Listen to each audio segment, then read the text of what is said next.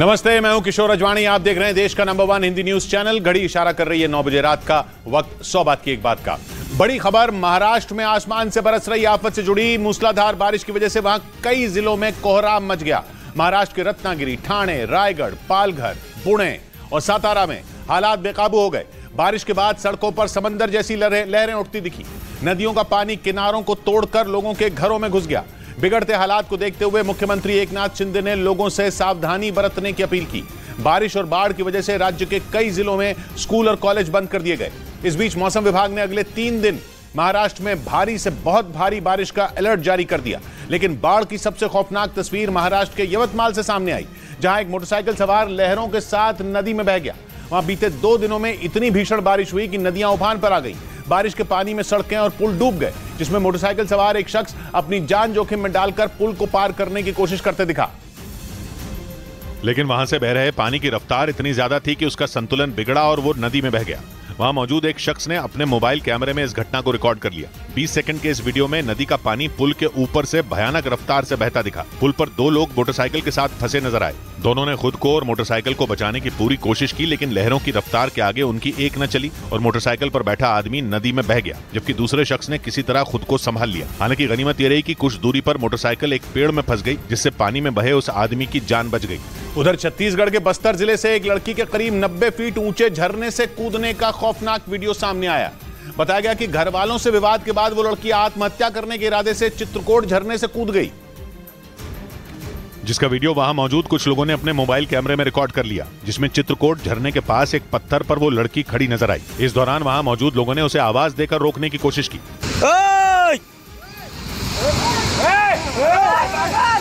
लेकिन इससे पहले कि कोई उस लड़की तक पहुंच पाता, देखते ही देखते उसने उफनते झरने में छलांग लगा दी। इसके बाद वो झरने से गिरते पानी के साथ करीब 90 फीट नीचे गिरती दिखी। बारिश के बाद झरने का पानी पहले ही दहशत पैदा कर रहा था। लड़की के नीचे गिरने के बाद थोड़ी देर तक वो कहीं नजर नहीं आई, लेकिन कुछ सेकंड बाद करीब 50 मीटर आगे वो पानी में तैरती नजर आई। सूचना मिलने पर पहुंची पुलिस ने लड़की को हिरासत में ले लिया। इस बीच महाराष्ट्र के कोल्हापुर से हैरान करने वाला एक वीडियो सामने आया, जिसमें पानी की तेज धार में फंसे पर्यटकों को पुलिस ने स्थानीय लोगों की मदद से रस्सी के सहारे रेस्क्यू किया। पुलिस के मुताबिक ये पर्यटक कोल्हापुर के पास एक किले को देखने गए थे, लेकिन वहां से लौटते वक्त दोनों पानी की तेज धार में फंस गए। वहां से जो वीडियो सामने आया उसमें 2 लोग एक नदी के एक किनारे पर फंसे दिखाई दिए, जबकि दूसरे किनारे पर उन्हें बचाने के लिए पुलिस के जवान और कुछ लोग खड़े नजर आए। इस दौरान उनमें एक आदमी रेस्क्यू के लिए फेंकी गई रस्सी पकड़कर पानी की तेज धार पार करता दिखाई दिया, जबकि दूसरा आदमी इस कोशिश में सैलाब में बहता नजर आया। एक पल तो ऐसा लगा मानो वो नदी में बह जाएगा, लेकिन पुलिस और आसपास के लोगों ने दोनों आदमियों को सुरक्षित नदी से बाहर निकाल लिया। वहीं मूसलाधार बारिश ने महाराष्ट्र के रत्नागिरी जिले में भी हाहाकार मचा दिया। वहां कुछ ही घंटों में इतनी ज्यादा बारिश हुई कि सड़कों पर नाव चलने लगी। बेहिसाब बारिश के बाद नदियां उफान पर आ गईं, जिससे निचले इलाकों में 3 फीट से ज्यादा पानी भर गया। लोगों का घरों से निकलना मुश्किल हो गया। बाढ़ की वजह से लोग अपने ही घरों में बंधक बन गए। सड़कें समंदर बन गई तो गलियों से तेज रफ्तार दरिया बहता दिखा, जिसके बाद एनडीआरएफ की टीम ने लोगों के रेस्क्यू के लिए नाव का सहारा लिया। कमर तक भरे पानी में रेस्क्यू टीम ने नाव की मदद से लोगों को सुरक्षित जगह पर पहुंचाया। रत्नागिरी में पिछले कुछ रोज से हो रही भारी बारिश की वजह से नदी उफान पर आ गई। वहां से सामने आए एक वीडियो में नदी का पानी पुल के निचले हिस्से के करीब पहुंचता दिखा। वहां के खेड़ इलाके में 5 फीट से ज्यादा बारिश का पानी भर गया। वहां से सामने आई तस्वीरों में दुकानों के दरवाजे डूबे नजर आए। इधर मध्य प्रदेश के ओरछा में बेतवा नदी के टापू पर फंसे 5 लोगों का रेस्क्यू किया गया। बताया गया कि टापू पर फंसे सभी लोग नदी में नहा रहे थे, लेकिन तभी बेतवा नदी का जलस्तर बढ़ने से वो फंस गए, जिसके बाद बेतवा नदी की उफनती लहरों के बीच एसडीआरएफ की टीम उतरी और टापू पर फंसे उन 5 लोगों का रेस्क्यू शुरू किया। बताया गया कि उत्तर प्रदेश से 5 लोग मध्य प्रदेश के ओरछा में एक मंदिर में दर्शन के लिए गए थे। सभी बेतवा नदी में नहा रहे थे, लेकिन इस बीच बेतवा नदी का जलस्तर बढ़ गया और वो सभी लोग उस टापू पर फंस गए, जिसकी जानकारी मिलते ही एसडीआरएफ की टीम पुलिस बल के साथ पहुंची और उन सभी को बचाने की कोशिश में जुट गई। 2 घंटे की कड़ी मशक्कत के बाद सभी लोगों को बाहर निकाला गया। उधर लगातार हो रही भारी बारिश ने गुजरात के गिर सोमनाथ की तस्वीर भी बदल कर रख दी। मूसलाधार बारिश की वजह से वहां सड़कों पर सैलाब उमड़ आया। लोगों के घरों में बाढ़ का पानी घुस गया, जिससे भीषण तबाही मच गई। और गिर सोमनाथ से सामने आई तस्वीरों में खौफनाक मंजर दिखाई दिया, क्योंकि वहां सड़कों पर दरिया बहता नजर आया और वेरावर इलाके में तो उफनते सैलाब में ही लोग अपनी जान जोखिम में डालकर रास्ता पार करने को मजबूर दिखे। इस बीच मोटरसाइकिल, कार और बस समेत दूसरी गाड़ियां भी वहां से गुजरती दिखी। वहीं सुरक्षा में तैनात पुलिस और एनडीआरएफ के जवान पानी की तेज धार में लोगों की मदद करते नजर आए। तो काफी लोग अभी फंसे हुए हैं, काफी लोग को उम्मीद है कि पानी कम से कम हो। वहाँ मूसलाधार बारिश ने ऐसा कोहराम मचाया कि सड़कों के साथ लोगों के घर भी बाढ़ में समा गए, जिसके बाद वहाँ रेस्क्यू ऑपरेशन चलाया गया और बाढ़ में फंसे लोगों को एनडीआरएफ की टीम सुरक्षित बाहर निकालती दिखी। इस बीच गुजरात के राजकोट में 2 घंटे में ही इतनी बारिश हुई कि पूरा शहर पानी में डूब गया। आफत की इस बारिश के बाद वहां के कई इलाकों में फंसे लोगों को निकालने का काम शुरू किया गया, क्योंकि मूसलाधार बारिश ने राजकोट में बाढ़ जैसे हालात बना दिए। महज 2 घंटे में आसमान से इतना पानी बरसा कि सड़क पर खड़ी कई गाड़ियां डूब गईं। कई कारों की तो छत तक पानी भर गया। पानी में घिरकर कई मोटरसाइकिलें गिर गईं तो कई बंद हो गई। कुछ जगहों पर लोगों के कमर तक पानी भर गया। ऐसे में उन्हें आने जाने में भारी परेशानी उठानी पड़ी। बहुत जरूरी होने पर ही कुछ लोग अपने घरों से बाहर निकले, जबकि बाकी लोग घरों में ही कैद रहे। बारिश से निचले इलाकों का तो और भी बुरा हाल हो गया। वहां के कई मकानों में पानी ने कब्जा कर लिया, जिसके बाद बाढ़ में घिरे 70 से ज्यादा लोगों को निकालकर सुरक्षित जगहों पर भेज दिया गया। वहीं महाराष्ट्र में हो रही बारिश के बीच फिर से आसमानी आफत की चेतावनी दे दी गई। मौसम विभाग के मुताबिक आने वाले दिनों में महाराष्ट्र के कई जिलों में भारी बारिश होने की आशंका है। मौसम विभाग ने मुंबई के लिए ऑरेंज अलर्ट और रायगढ़ जिले के लिए रेड अलर्ट जारी कर दिया। यानी आने वाले दिनों में रायगढ़ और मुंबई में भारी बारिश हो सकती है, जिससे वहां रहने वाले लोग सतर्क हो गए। क्योंकि मौसम विभाग ने रायगढ़ के लिए रेड अलर्ट और मुंबई के लिए ऑरेंज अलर्ट जारी किया, तो वहीं पालघर, ठाणे, रत्नागिरी, सातारा और जलगांव में भी भारी बारिश होने की चेतावनी जारी की गई। आने वाले 2-3 दिन में ये बारिश पूरा महाराष्ट्र, साउथ कोंकण, नॉर्थ कोंकण में जारी रहेगी। इस बीच मुंबई में बारिश की वजह से भांडुप इलाके में एक 5 मंजिला इमारत के एक हिस्से के गिर जाने से एक शख्स की मौत हो गई। इस बीच महाराष्ट्र के रायगढ़ में इतनी बारिश हुई कि वो लोगों के लिए आफत बन गई। वहां से आए वीडियो में सड़कें दरिया में तब्दील नजर आईं, तो वहां के हुई कई स्कूल, कॉलेज और सरकारी दफ्तर बाढ़ के पानी में डूबे दिखाई दिए, जिसके बाद स्कूल और कॉलेज में छुट्टी कर दी गई। क्योंकि रायगढ़ से आए एक वीडियो में सड़क पर कमर तक पानी भरा दिखा और वहां के स्कूल, कॉलेज और सरकारी दफ्तर बाढ़ के पानी में डूबे दिखाई दिए। रायगढ़ के जो स्टूडेंट हैं उनको छुट्टी दी गई है। वहीं एक तस्वीर में रायगढ़ का रसायनी पुलिस स्टेशन डूबा दिखाई दिया। थाने के अंदर 3 फीट पानी भरा दिखा, जिसमें थाने के अंदर एक पुलिस अधिकारी का पूरा ऑफिस ही डूबा नजर आया। इस बीच रायगढ़ से एक और डराने वाली तस्वीर सामने आई, जिसमें पाताल गंगा नदी खतरे के निशान से ऊपर दिखी। वहीं रायगढ़ में बारिश की वजह से पहाड़ खिसकने से हड़कंप मच गया। वहां से आई तस्वीर में कई जगह रास्तों पर पहाड़ के टुकड़े गिरे दिखाई दिए, जिससे कुछ रास्ते बंद हो गए। उधर मुंबई में रिकॉर्ड तोड़ बारिश से जनजीवन अस्त व्यस्त हो गया। वहां पर इतनी बारिश हुई कि कई इलाके डूबे नजर आए। वहां से आई तस्वीरों में कई होटल बाढ़ के पानी में डूबे दिखाई दिए। सिर्फ मुंबई ही नहीं बल्कि आसपास के जिलों में भी बाढ़ ने कहर बरपाया, जिससे लोग परेशान दिखे। क्योंकि वहां से आए एक वीडियो में मुंबई से अहमदाबाद जाने वाला हाईवे डूबा दिखाई दिया। वहां पर घुटनों तक पानी भरा नजर आया, जिसके बाद वहां से गुजरने वाले लोग संघर्ष करते दिखाई दिए। एक तस्वीर में कई मोटरसाइकिल सवार आधे डूबे दिखाई दिए। वहीं हाईवे पर पानी भरा होने की वजह से कई मोटरसाइकिल सवार लौटते दिखे। आप देख सकते हैं कि यहाँ पर पूरा हाईवे जो है वो पानी में डूब चुका है। सिर्फ मुंबई ही नहीं बल्कि उसके पास पालघर जिले में भी बाढ़ का कहर दिखा। वहां से आई एक तस्वीर में नाला सोपारा इलाके की सड़कों पर सैलाब उमड़ा नजर आया और उसमें एक ऑटो रिक्शा फंस गया, जिसके बाद उसमें बैठे लोगों की मुसीबतें बढ़ गईं। उधर भारी बारिश की वजह से जम्मू में वैष्णो देवी के दर्शन करने पहुंचे श्रद्धालुओं को रोक दिया गया। मूसलाधार बारिश की वजह से पानी के साथ कीचड़ वैष्णो देवी भवन मार्ग पर आने लगा, जिससे हालात बिगड़ गए। कुछ जगहों से जमीन खिसकने की खबरें भी सामने आई, जिसके बाद प्रशासन ने श्रद्धालुओं को रोक दिया और उन्हें सुरक्षित जगहों पर पहुंचाया। वैष्णो देवी भवन मार्ग से सामने आए एक वीडियो में बारिश का पानी तेज रफ्तार के साथ यात्रा मार्ग पर आता दिखा, जिससे वहां से गुजर रहे श्रद्धालुओं की मुश्किलें कई गुना बढ़ गईं। कुछ जगहों से बारिश का पानी ऐसे बह रहा था जैसे वहां कोई झरना फूट पड़ा हो। पानी और कीचड़ आने की वजह से हजारों की संख्या में श्रद्धालु बाण गंगा से भवन तक के यात्रा मार्ग पर फंस गए। हालांकि जम्मू कश्मीर पुलिस के जवान श्रद्धालुओं की मदद करते और उन्हें सुरक्षित जगहों पर पहुंचाते नजर आए। बताया गया कि जम्मू के कटड़ा में पिछले 43 साल में इतनी ज्यादा बारिश कभी नहीं हुई थी। मूसलाधार बारिश की वजह से हेलीकॉप्टर सेवा को भी रोक दिया गया।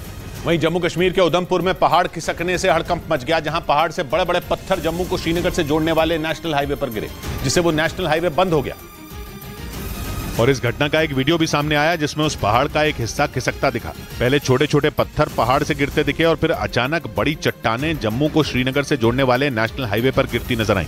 गनीमत यह रही कि जब यह घटना हुई उस वक्त वहां से कोई गुजर नहीं रहा था। हालांकि नेशनल हाईवे पर मलबा गिरने की वजह से रास्ता बंद हो गया। वहीं जम्मू कश्मीर के रामबन में भी पहाड़ के पत्थर गिरने की वजह से रास्ता बंद हो गया, जहां मशीनों की मदद से सड़क से मलबा हटाया गया। उधर खराब मौसम और तेज बारिश का असर पवित्र अमरनाथ यात्रा पर भी पड़ा। जम्मू कश्मीर के रामबन जिले में नेशनल हाईवे पर मलबा आने की वजह से श्रद्धालुओं के जत्थे को चंद्रकोट के पास रोक दिया गया। जिसके बाद हाईवे पर ट्रकों और अमरनाथ यात्रा पर जाने वाले श्रद्धालुओं की बसों की लंबी कतार लग गई। रामबन के डीएम ने जानकारी दी कि करीब 4,500 श्रद्धालुओं को चंद्रकोट में रोक लिया गया। हालांकि रामबन से आए एक वीडियो में कुछ लोग मिट्टी खोदने वाली मशीन की मदद से जम्मू श्रीनगर नेशनल हाईवे से मलबा हटाते दिखे। जम्मू कश्मीर से 2 रास्तों से पवित्र अमरनाथ गुफा तक की यात्रा होती है। एक रास्ता जम्मू कश्मीर के अनंतनाग जिले से पहलगाम का है और दूसरा रूट गांदरबल जिले से बालटाल वाला है। लेकिन भारी बारिश और जमीन खिसकने की वजह से दोनों ही यात्रा मार्ग पर हालात बिगड़ गए, जिसके बाद श्रद्धालुओं को रोकने का फैसला लिया गया। इस बीच हिमाचल प्रदेश के चंबा से तबाही की खौफनाक तस्वीरें सामने आई। वहां बादल फटने से एक नाला उफान पर आ गया और उसका पानी वहां बने एक पुल के ऊपर से बहने लगा, जिसकी चपेट में उस पुल पर खड़ी एक गाड़ी आ गई और वो पानी के तेज बहाव में बहती चली गई। इसका जो वीडियो सामने आया उसमें पुल के ऊपर से पानी बहता नजर आया, जिसे देखकर वहां मौजूद लोग डर गए। वहीं एक दूसरी तस्वीर में सड़क पर पानी बहता नजर आया, जिसकी चपेट में नीचे खड़ी 2 गाड़ियां आ गई। बताया गया कि यहां भारी बारिश की वजह से काफी नुकसान हुआ और जो तस्वीरें सामने आई उनमें लोगों के घरों में पानी घुसता दिखा, जिसकी वजह से लोग परेशान हो गए और किसी तरह उस पानी को निकालने में जुट गए। मौसम विभाग ने चंबा में ऑरेंज अलर्ट जारी किया था, जिसके बाद वहां लगातार बारिश हुई और कई नदी और नाले उफान पर आ गए। इधर उत्तराखंड के कई जिलों में खतरे को देखते हुए वहां मौसम विभाग ने जबरदस्त बारिश का येलो अलर्ट जारी कर दिया। मौसम विभाग के मुताबिक चमोली, बागेश्वर और कुमाऊं के दूसरे इलाकों में भी तेज बारिश हो सकती है और यही वजह रही कि मौसम विभाग ने उत्तराखंड में बारिश का येलो अलर्ट जारी कर दिया, क्योंकि पहले हुई भारी बारिश और बाढ़ लोगों पर कहर बनकर टूट रही है। वहां लोगों के घर तबाह हो गए और कई रास्ते भी समंदर में बदल गए। इसके साथ ही जमीन खिसकने से भी वहां हालात बेकाबू हो गए। ऐसे में मौसम विभाग की इस चेतावनी ने वहां लोगों की टेंशन बढ़ा दी। बताया गया कि उत्तराखंड के चमोली, बागेश्वर और कुमाऊं के इलाकों में भी मूसलाधार बारिश हो सकती है, जिसके खतरे को देखते हुए वहां येलो अलर्ट जारी कर दिया गया। उधर जम्मू कश्मीर के कठुआ में भारी बारिश ने कोहराम मचा दिया। पहाड़ खिसकने की वजह से 6 लोगों की मौत हो गई, जबकि कुछ लोग मलबे में फंस गए। सूचना मिलने पर पहुंचे पुलिस और सेना के जवानों ने रेस्क्यू ऑपरेशन शुरू कर दिया, ताकि बची हुई जिंदगियों को समय रहते मलबे के नीचे से निकाला जा सके। वहां से सामने आए एक वीडियो में सेना के जवान पहाड़ से नीचे आए कीचड़ और पत्थर के टुकड़ों को हटाते दिखे। कुछ स्थानीय लोगों ने भी सेना के जवानों की मदद की। स्थानीय लोगों ने बताया कि मूसलाधार बारिश के बाद पहाड़ से सैलाब की तरह मलबा आया और नीचे बने घर को पूरी तरह तबाह कर दिया। मलबे में दबकर एक ही परिवार के 6 लोगों की मौत हो गई। जम्मू कश्मीर के कई जिलों में बीते 2 दिनों से हो रही भारी बारिश ने हालात बिगाड़ दिए। पहाड़ी इलाकों में जमीन खिसकने की घटनाएं बढ़ गईं, जिससे रास्ते बंद हो गए। इधर दिल्ली में यमुना नदी एक बार फिर खतरे के निशान से ऊपर बहने लगी। यमुना का जलस्तर खतरे के निशान को पार कर गया, यानी दिल्ली वालों पर अभी बाढ़ का खतरा टला नहीं, क्योंकि यमुना नदी एक बार फिर खतरे के निशान से ऊपर बहने लगी। यमुना में पानी बढ़ने के बाद सैकड़ों लोगों को सुरक्षित जगहों पर पहुंचाया गया। लोगों को कोई दिक्कत न हो, इसीलिए उन्हें राहत शिविरों में रखा गया, जहां लोगों को उम्मीद थी कि जल्द यमुना का जलस्तर कम होगा और वो अपने घर लौट पाएंगे। लेकिन जब एक बार फिर नदी में उफान आया तो लोगों के हौसले टूट गए। हालांकि इससे पहले यमुना का जलस्तर थोड़ा कम जरूर हुआ था, जिसके बाद दिल्ली वालों ने राहत की सांस ली। लेकिन अब एक बार फिर नदी खतरे के निशान को पार कर गई। इस बीच उत्तर प्रदेश के बुलंदशहर में गंगा नदी में आई बाढ़ डराने लगी। नदी में पानी बढ़ने की वजह से कुछ लोगों के घर नदी में समा गए, जबकि किसानों की फसलें बर्बाद हो गई।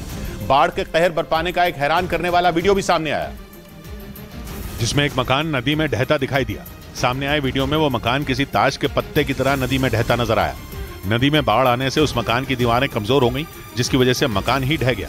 राहत की बात यह रही कि जिस वक्त मकान पानी में समाया उसके अंदर कोई मौजूद नहीं था, लेकिन मकान के गिरने के साथ ही वहां लगा एक भारी भरकम पेड़ भी पूरी तरह नदी में समा गया। बुलंदशहर में गंगा नदी में आए उफान ने लोगों की मुश्किलें बढ़ा दी। लगातार नदी में पानी बढ़ने की वजह से लोग घर छोड़ने को मजबूर हो गए, जबकि किसानों की फसलें भी बर्बाद हो गई। वहीं यूपी के मुरादाबाद में कुछ लड़कों का पुल से नदी में छलांग लगाने वाला एक वीडियो सामने आने के बाद प्रशासन सख्त हो गया और उनके खिलाफ एक्शन लेने के लिए पुलिस ने उनकी तलाश शुरू कर दी। क्योंकि जो वीडियो सामने आया उसमें कुछ लड़के रामगंगा नदी के ऊपर बने पुल से पानी में छलांग लगाते नजर आए, जिन्हें देखकर वहां खड़ा एक बच्चा भी उस नदी में कूद गया। इस दौरान वहां और भी बच्चे मौजूद थे जो उन्हें देख रहे थे। बताया गया कि भारी बारिश की वजह से वो नदी खतरे के निशान के करीब बहने लगी। ऐसे में प्रशासन की ओर से नदी के किनारे न जाने की अपील की गई, लेकिन इसके बावजूद कुछ लड़के उस नदी में स्टंट करते दिखाई दिए, जिसका वीडियो सोशल मीडिया पर वायरल हो गया। वीडियो सामने आने के बाद पुलिस उन लड़कों की तलाश में जुट गई। साथ ही उस पुल की भी निगरानी बढ़ा दी गई जहां वो लड़के जानलेवा स्टंट कर रहे थे। उधर उत्तर प्रदेश के आगरा में यमुना नदी में आया उफान अब ताजमहल की दीवारों को डुबोने लगा, क्योंकि ताजमहल के चबूतरे की दीवार पर यमुना का पानी टक्कर मारता दिखा, जबकि ताजमहल के पीछे बना बगीचा सैलाब में डूब गया। क्योंकि दिल्ली के ओखला बैराज से छोड़े गए पानी की वजह से आगरा में यमुना नदी का जलस्तर बढ़ गया, जिसकी वजह से 45 साल बाद यमुना का पानी ताजमहल की दीवारों तक पहुंच गया। वहां से जो तस्वीरें सामने आई उनमें ताजमहल के यमुना किनारे पर बनी दीवार पानी में डूबी दिखाई पड़ी, जबकि दशहरा घाट समेत कई इलाके पानी में डूब गए। जिसकी वजह से ताजमहल देखने आए लोगों को भी परेशानी का सामना करना पड़ा। मगर हमने जो देखा है पहला पानी देखा है, इतना ज्यादा पानी। हालांकि ताजमहल देखने पहुंचे पर्यटक वहां से यमुना के रौद्र रूप को देखते नजर आए। इससे पहले साल 1978 की बाढ़ में यमुना का पानी ताजमहल के तहखाने तक पहुंचा था। इस बीच असम के मोरी गांव में लगातार हुई बारिश और बाढ़ से हालात बिगड़ गए। सैलाब से कई इलाके जलमग्न हो गए और खेतों में जलभराव से किसानों की फसलें तबाह हो गई, जिससे वहां के किसान परेशान हो गए। क्योंकि वहां लगातार बारिश के बाद आए सैलाब की वजह से गांव किसी टापू में तब्दील हो गया। जहां भी नजर पड़ी वहां सिर्फ पानी ही पानी नजर आया। वहां के लोगों के खेत खलिहान से लेकर घरों तक सैलाब ने कब्जा जमा लिया, जिसकी वजह से किसानों को भारी नुकसान का सामना करना पड़ा। वहां के किसान राज्य सरकार से मदद की गुहार लगाते दिखे। ज्यादा फ्लड हो गया तो फ्लड से सब खेती पता ले लिए तो लोन कैसे देगा। वहीं मोरी गांव में कई इलाकों में सैलाब से तबाही के बीच लोगों की लापरवाही की तस्वीर भी सामने आई, जहां पानी की तेज धार के बीच लोग जान जोखिम में डालकर सड़क पार करते नजर आए, जबकि कुछ लोग तो अपनी मोटरसाइकिल के साथ ही सैलाब पार करते दिखाई दिए। वहीं असम के शिवसागर जिले में भारी बारिश के बाद नदियों का जलस्तर बढ़ने से लोगों की मुसीबत बढ़ गई, क्योंकि दिसांग और दिखो नदी खतरे के निशान से ऊपर बहने लगी, जिसकी वजह से सैलाब ने ऐसा कोहराम मचाया कि लोगों की सांसें अटक गईं। और सड़कों ने तो मानो जल समाधि ले ली हो, जबकि नदियों का पानी 54 से ज्यादा गांवों में घुस गया, जिसके बाद वहां चारों तरफ सिर्फ पानी ही पानी नजर आया, जिसे देखकर ऐसा लगा मानो गांवों के बीच कोई नदी बहने लगी हो। वहां आए सैलाब की वजह से लोग घर छोड़ने को मजबूर हो गए। लोगों को एनडीआरएफ और एसडीआरएफ की टीमें नाव से सुरक्षित जगहों पर पहुंचाने में जुट गईं। जैसे ही आए उसके बाद जो है हम लोगों ने अपना ऑपरेशन लॉन्च किया है। वहां पिछले 24 घंटे में करीब 582 लोगों का रेस्क्यू किया गया, जबकि बाढ़ से बिगड़े हालात को देखते हुए जिला प्रशासन ने 11 राहत शिविर बना दिए। क्योंकि बाढ़ से करीब 18,000 लोग प्रभावित हुए, जिनमें से करीब 1100 लोग राहत शिविरों में शरण लेने को मजबूर हो गए। वहां अचानक आए सैलाब ने उनका सब कुछ खत्म कर दिया और कुदरत के कहर के सामने वो बेबस और लाचार नजर आए। इधर छत्तीसगढ़ के सुकमा में बीते 3 दिनों में हुई भारी बारिश ने कहर बरपा दिया। बारिश की वजह से वहां कई नदियां और नाले उफान पर आ गए। हालात इतने बिगड़ गए कि नदियों का पानी कई गांवों में घुस गया, जिसकी वजह से लोगों की परेशानी कई गुना बढ़ गई। क्योंकि पिछले 3 दिन से हो रही तेज बारिश की वजह से घर और खेत पानी में डूब गए। बारिश की वजह से मलगेर और फूल नदी का जलस्तर बढ़ गया और किनारों को तोड़ते हुए कई गांवों में घुस गया। बाढ़ में डूबने की वजह से 10 से ज्यादा गांवों का संपर्क जिला मुख्यालय से टूट गया। नदी में उफान की वजह से पुल और सड़कें पूरी तरह डूबी नजर आईं, जिसके बाद प्रशासन ने वहां से गुजरने वाले रास्ते को बंद कर दिया और पुलिस को तैनात कर दिया। अचानक आई बाढ़ की वजह से सैलाब में कई लोग फंस गए। पिछले 3 दिन से बारिश हो रही है, जिसके चलते फूल नदी उफान पर है और इस वक्त यहाँ पर काफी लोग जो है फंसे हुए हैं। बारिश और बाढ़ से बिगड़े हालात को देखते हुए प्रशासन अलर्ट हो गया। डीएम और एसपी ने बाढ़ प्रभावित इलाकों का जायजा लिया।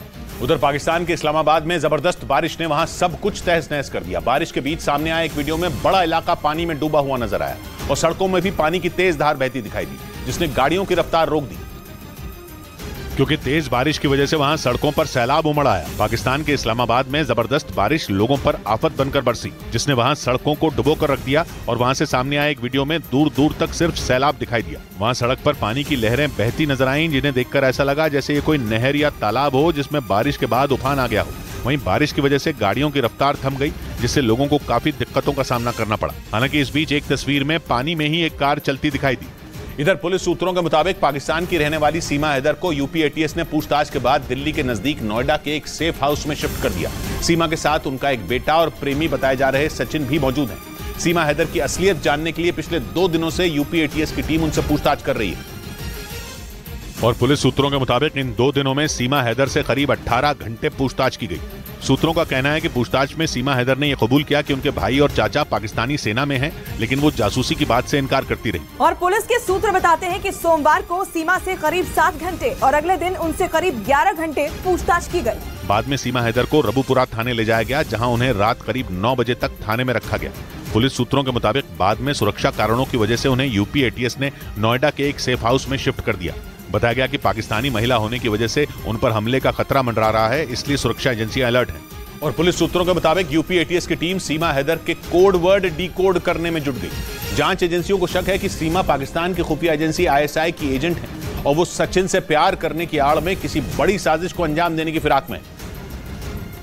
जबकि सीमा हैदर का दावा है कि वो जासूस नहीं है। उनके मुताबिक वो सचिन से प्यार करती हैं और उनके साथ रहने के लिए ही अपने बच्चों के साथ भारत आई हैं। लेकिन सीमा के इन दावों पर सुरक्षा एजेंसियों को जरा भी भरोसा नहीं। पुलिस सूत्रों का कहना है कि इसीलिए यूपी एटीएस की टीम सीमा हैदर से कोड वर्ड उगलवाने की कोशिश में है। खुफिया एजेंसियों के सूत्र बताते हैं कि आईएसआई भारत में जासूसी करने वाले अपने एजेंट को कुछ खास तरह के कोड वर्ड देती है। ISI सूफी शब्द का इस्तेमाल उन लोगों के लिए करती है जो देश के बड़े इंफॉर्मेशन निकाल कर ISI तक पहुंचाते हैं, जबकि फल शब्द का इस्तेमाल पैसों के लेन देन के लिए किया जाता है। जांच एजेंसियों को शक है कि सीमा हैदर ISI की एजेंट है। इसी वजह से यूपी ATS की टीम उनसे कोड वर्ड निकलवाने और उन्हें डिकोड करने में जुट गई। और पुलिस सूत्रों के मुताबिक सीमा हैदर की असलियत जानने के लिए यूपी ATS की टीम उनकी और उनके प्रेमी बताए जा रहे सचिन मीणा के बैंक अकाउंट खंगालने में जुट गई, लेकिन ताकि यह पता लगाया जा सके कि कहीं सीमा हैदर और सचिन की कोई मदद तो नहीं कर रहा। क्योंकि जांच के दौरान ये बात सामने आई कि सीमा हैदर ने भारत आने से पहले 5 पासपोर्ट बनवाए थे। इसके अलावा वो 10 मार्च को सचिन से मिलने नेपाल पहुंची थी। इसके ठीक 2 महीने बाद सीमा अपने 4 बच्चों के साथ पाकिस्तान से दुबई और वहां से नेपाल होते हुए भारत पहुंच गई। सूत्रों के मुताबिक पासपोर्ट बनवाने से लेकर और पाकिस्तान से दुबई होते हुए भारत आने में सीमा ने लाखों रुपए खर्च कर दिए। इसीलिए जाँच एजेंसियाँ सीमा, सचिन और सचिन के घर वालों के बैंक खातों की डिटेल्स खंगालने में जुट गई है। सूत्रों का कहना है कि जांच एजेंसियों को शक है कि सीमा हैदर और सचिन की पैसों से मदद की जा रही है, जबकि सीमा का दावा है कि उन्होंने कराची में करीब 12 लाख पाकिस्तानी रुपयों में एक जमीन बेची थी और उन्हीं पैसों से वो भारत पहुंची। इस बीच खुफिया एजेंसियों के सूत्रों ने दावा किया कि पाकिस्तान से आई सीमा हैदर किसी तीसरे आदमी की मदद से नेपाल बॉर्डर से भारत की सीमा में दाखिल हुई। हालांकि ये पता नहीं चल सका कि वो आदमी नेपाल का नागरिक था या पाकिस्तान की खुफिया एजेंसी ISI का कोई एजेंट था। लेकिन खुफिया एजेंसियों का दावा है कि भारत में घुसने के लिए सीमा हैदर ने पूरी तैयारी की थी। पुलिस FIR के मुताबिक 10 मई को सीमा नेपाल के काठमांडू पहुंची थी, जहां वो 2 दिनों तक अलग अलग होटल में रही। बाद में वो 13 मई को भारत आ गई। खुफिया एजेंसियों के सूत्रों का कहना है कि नेपाल से भारत में घुसने में किसी तीसरे आदमी ने सीमा की मदद की थी। और सूत्र ये भी बताते हैं कि भारत आने से पहले सीमा ने खुद को अलग तरीके से तैयार किया था। उन्होंने इस तरह से कपड़े पहने कि वो भारत के गांव में रहने वाली कोई महिला लगे। सूत्र बताते हैं कि सीमा को तैयार करने में पेशेवर लोगों की मदद ली गई थी। दावा है कि सुरक्षा एजेंसियों से बचने के लिए सीमा ने अपने बच्चों को भी इसी तरीके के कपड़े पहनाए। सूत्रों का यह भी कहना है कि सीमा को हिंदी बोलने की ट्रेनिंग नेपाल में मौजूद ISI के एजेंट ने दी। और सूत्रों के हवाले से खबर है कि सीमा हैदर के पाकिस्तान से नेपाल के रास्ते भारत आने के बाद खुफिया एजेंसियों ने नेपाल और पाकिस्तान की खुफिया एजेंसी ISI के कनेक्शन की जांच तेज कर दी। आरोप है कि पाकिस्तान लंबे वक्त से नेपाल रूट का इस्तेमाल ड्रग्स, नकली नोट, हथियारों और आतंकियों को भारत भेजने के लिए करता आ रहा है। और पाकिस्तान की रहने वाली सीमा हैदर भी नेपाल के रास्ते ही भारत में घुसी थी। मंडू में ISI के एजेंट एयरपोर्ट से रोजाना से नेपाल आए और कितने वहां से गए। ऐसे में शक और गहरा हो गया कि सीमा को भारत भेजने के पीछे ISI की सोची समझी साजिश हो सकती है। और सूत्रों का कहना है कि इसी वजह से खुफिया एजेंसियों ने नेपाल और ISI के कनेक्शन की जाँच तेज कर दी। एक रिपोर्ट के मुताबिक पिछले कुछ साल में भारत नेपाल सीमा के पास ISI ने अपनी जड़ें जमा ली। इनमें नेपाल के 7 जिले यूपी और बिहार से लगने वाले बॉर्डर के पास मौजूद हैं, जहां से ISI भारत के खिलाफ ऑपरेशन को अंजाम देती है। इस बीच पुलिस सूत्रों के मुताबिक पाकिस्तान से आई सीमा हैदर ने सोशल मीडिया पर मरियम खान नाम से फर्जी ID बना रखी थी। इसी वजह से जांच एजेंसियों ने सीमा के ऑनलाइन गेम PUBG और उनके सोशल मीडिया अकाउंट की जांच तेज कर दी। और पुलिस सूत्रों का कहना है कि सीमा हैदर सचिन के अलावा भी भारत में रहने वाले कई लोगों के संपर्क में थी। सूत्रों के मुताबिक जांच में यह भी पता चला कि सीमा ने मरियम खान नाम से सोशल मीडिया पर फर्जी ID बना रखी थी। इसी वजह से सुरक्षा एजेंसियों का शक और भी पुख्ता हो गया कि प्यार की आड़ में सीमा किसी बड़ी साजिश को अंजाम देने के लिए भारत में घुसी है। सूत्रों के हवाले से खबर है कि पूछताछ में सीमा हैदर ने बताया कि सचिन मीणा उनके लिए पाकिस्तान जाना चाहते थे, जिसके लिए उन्होंने पासपोर्ट के लिए आवेदन भी दिया था, लेकिन उन्हें डर था कि पाकिस्तान में सचिन की हत्या कर दी जाएगी। इसी वजह से उन्होंने सचिन को पाकिस्तान आने से रोक दिया था। और पाकिस्तान से आई सीमा हैदर की असलियत जानने के दौरान सुरक्षा एजेंसियों को यह पता चला कि नेपाल की राजधानी काठमांडू में सचिन ने होटल में गलत नाम से कमरा बुक करवाया था। पुलिस की FIR के मुताबिक 10 मार्च को पाकिस्तान के कराची शहर से दुबई होते हुए सीमा हैदर नेपाल पहुंची थी। और जांच एजेंसियों के सूत्रों के मुताबिक दिल्ली के पास ग्रेटर नोएडा के रहने वाले सचिन मीणा एक रोज पहले ही यानी 9 मार्च को ही नेपाल की राजधानी काठमांडू पहुंच गए थे, जहां उन्होंने सीमा के पहुंचने से पहले न्यू विनायक होटल में एक कमरा बुक करवाया था। होटल के मालिक का आरोप है कि सचिन ने कमरा बुक करवाने के दौरान अपना नाम शिवांक बताया था। सचिन ने नाम दिया था हमको और उनको जब हमने न्यूज में दिखा तो उनका नाम सचिन है। हम भी थोड़ा शौक हो गए। होटल मालिक के मुताबिक सचिन और सीमा करीब 8 दिनों तक वहां रुके थे। उनका यह भी कहना है कि सचिन ने भारतीय करेंसी में होटल का बिल चुकाया था। उधर ताइवान की सीमा के नजदीक समुद्र में चीन के 16 जंगी जहाजों के पहुंचने से खलबली मच गई। ताइवान ने आरोप लगाया कि चीन ने एक बार फिर उसे जंग के लिए भड़काने की कोशिश की। जिसके लिए चीन ने एक साथ अपने 16 जंगी जहाज समुद्र में उतार दिए। लेकिन ताइवान की धड़कनें तब बढ़ गईं जब चीन के ये जहाज उसकी समुद्री सीमा के नजदीक पहुंच गए। अमेरिका की मीडिया के मुताबिक जंगी जहाजों की इतनी बड़ी संख्या को देखकर ताइवान पूरी तरह घबरा गया, क्योंकि चीन ने इससे पहले इतने जंगी जहाजों को ताइवान के नजदीक एक साथ कभी नहीं उतारा। खबर है कि उन जहाजों पर चीन के कई खतरनाक फाइटर जेट भी तैनात थे, यानी ताइवान पर कब्जे की फिराक में बैठे चीन ने एक बार फिर उसे डराने की कोशिश की। ताइवान ने आरोप लगाया कि कुछ रोज पहले भी चीन के कई लड़ाकू विमानों ने ताइवान स्ट्रेट में मौजूद मीडियन लाइन को पार किया था। मीडियन लाइन समुद्र में बनाई गई वो सीमा है जो चीन और ताइवान को अलग करती है। इस बीच अमेरिका के एक जासूसी विमान को ताइवान के पास उड़ता देख चीन के माथे पर बल पड़ गए। चीन के सरकारी अखबार ग्लोबल टाइम्स ने दावा किया कि अमेरिका का P-8A एयरक्राफ्ट चीन की हवाई सीमा में घुसपैठ करने की फिराक में था, इसलिए चीन की एयरफोर्स ने अमेरिका के विमान को वहां से तुरंत निकल जाने की चेतावनी दी, जिस पर बीच आसमान में चीन और अमेरिका के बीच बहसबाजी शुरू हो गई। ग्लोबल टाइम्स अखबार ने दावा किया कि अमेरिका का P-8A anti submarine petrol aircraft Taiwan straight के ऊपर उड़ रहा था। ताइवान स्ट्रेट चीन और ताइवान के बीच पानी का एक संकरा रास्ता है और चीन तो पूरे ताइवान को ही अपना एक प्रांत बताता है। इसलिए ताइवान स्ट्रेट के ऊपर अमेरिका के जासूसी विमान को देखते ही चीन की वायुसेना ने अपने लड़ाकू विमान उसके पीछे लगा दिए और अमेरिका के पायलट को अंग्रेजी में चेतावनी भी दी कि वो इलाका खाली कर दे। चीन ने दावा किया कि अमेरिका का विमान उसकी एयर स्पेस की तरफ बढ़ रहा था, मगर अमेरिका के पायलट ने दो टूक कहा कि वो अंतर्राष्ट्रीय हवाई सीमा में उड़ रहा था। उधर अमेरिका ने अपनी एक वेबसाइट से ताइवान के लिए देश शब्द हटाकर उसकी धड़कनें बढ़ा दी। ऐसा इसलिए क्योंकि चीन भी पिछले कई साल से यही दावा कर रहा है कि ताइवान अलग देश नहीं है और वो उसका ही एक हिस्सा है। यही दावा कर चीन उस पर पिछले कई साल से कब्जे की फिराक में है। इस बीच अमेरिकी विदेश विभाग की वेबसाइट ने ताइवान के लिए ट्रैवल एडवाइजरी जारी की, जिसमें ताइवान के लिए अचानक देश शब्द हटा लिया गया और उसकी जगह सिर्फ ताइवान लिखा गया। यानी अमेरिका की इस वेबसाइट ने ताइवान को अलग देश नहीं बताया। माना जा रहा है कि अमेरिका की इस हरकत से ताइवान की धड़कनें बढ़ गईं, क्योंकि अमेरिका ने ऐसा करके चीन के दावे को और पुख्ता कर दिया। चीन और ताइवान के बीच पिछले एक साल से तनाव चरम पर है और ताइवान अमेरिका के दम पर ही चीन को आंख दिखा रहा है। ऐसे में ताइवान को डर है कि कहीं चीन से निपटने में वो अकेला ना पड़ जाए। इधर दिल्ली के द्वारका से दिल दहला देने वाला एक मामला सामने आया। आरोप है कि वहां एक पायलट के घर पर काम करने वाली 10 साल की एक बच्ची को बेरहमी से पीटा गया, जिसके बाद उस बच्ची के परिवार के लोग भड़क गए और उन्होंने महिला पायलट और उसके पति की पिटाई कर दी। पुलिस के मुताबिक 2 महीने पहले ही उस पायलट ने घरेलू काम में मदद के लिए 10 साल की एक बच्ची को अपने पास रखा था, लेकिन आरोप है कि उस पायलट ने चोरी का इल्जाम लगाते हुए उस बच्ची को बेरहमी से पीटा और बुरी तरह टॉर्चर किया, जिससे परेशान होकर वो बच्ची किसी तरह अपने परिवार के पास पहुंची और उस पायलट की शिकायत कर दी, जिसके बाद उस बच्ची के परिवार और दूसरे लोगों ने आरोपी पायलट और उसके पति को जमकर पीटा। वहीं इस मामले में पुलिस ने चाइल्ड लेबर एक्ट के तहत केस दर्ज कर आरोपी पायलट और उसके पति को गिरफ्तार कर लिया।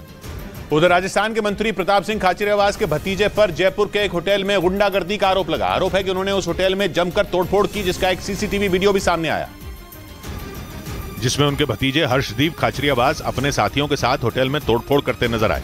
उस वीडियो में हर्षदीप के साथी कुछ लोगों से भिड़ गए और उन्हें पीटने लगे। इस दौरान जब होटल कर्मचारी बीच बचाव करने आए तो उन पर भी हमला कर दिया गया।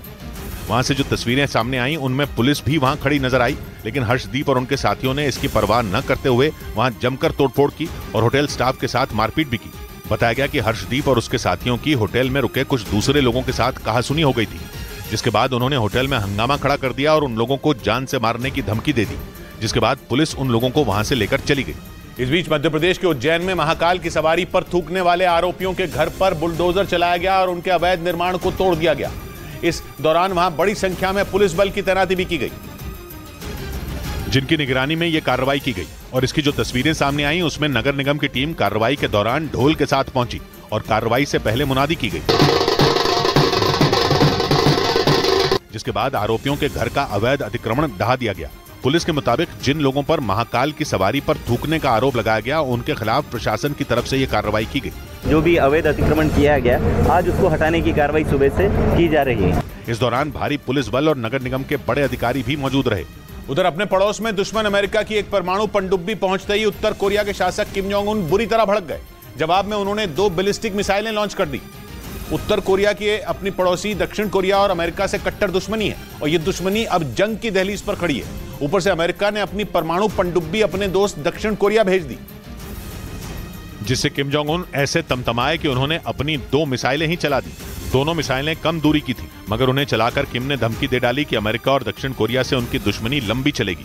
उत्तर कोरिया और दक्षिण कोरिया में बीते 7 दशकों से तगड़ी दुश्मनी है और अमेरिका और दक्षिण कोरिया अच्छे दोस्त हैं। इसलिए उत्तर कोरिया के खतरे को देखते हुए अमेरिका ने अपनी परमाणु पनडुब्बी दक्षिण कोरिया भेज दी। 4 दशक में ऐसा पहली बार हुआ, इसलिए दक्षिण कोरिया के राष्ट्रपति खुद पनडुब्बी का दौरा करने पहुंचे और अमेरिका की इसी पनडुब्बी ने उत्तर कोरिया को बुरी तरह भड़का दिया। उत्तर कोरिया के मीडिया के मुताबिक किम जोंग उन की बहन ने अमेरिका को चेतावनी दे दी कि उनके देश को उकसाना अमेरिका को भारी पड़ेगा। इसके साथ ही उन्होंने अमेरिका के बातचीत के प्रस्ताव को साजिश बताते हुए खारिज कर दिया और उसे इस तरह की कोशिशों से बचने की सलाह दी। दरअसल उत्तर कोरिया के मिसाइल परीक्षणों से परेशान अमेरिका ने उससे बातचीत करने का प्रस्ताव दिया, लेकिन दावा किया गया कि उत्तर कोरिया ने अपने कट्टर दुश्मन दक्षिण कोरिया के साथ अमेरिका की बढ़ती करीबी को देखते हुए उसके प्रस्ताव को साजिश बताकर खारिज कर दिया।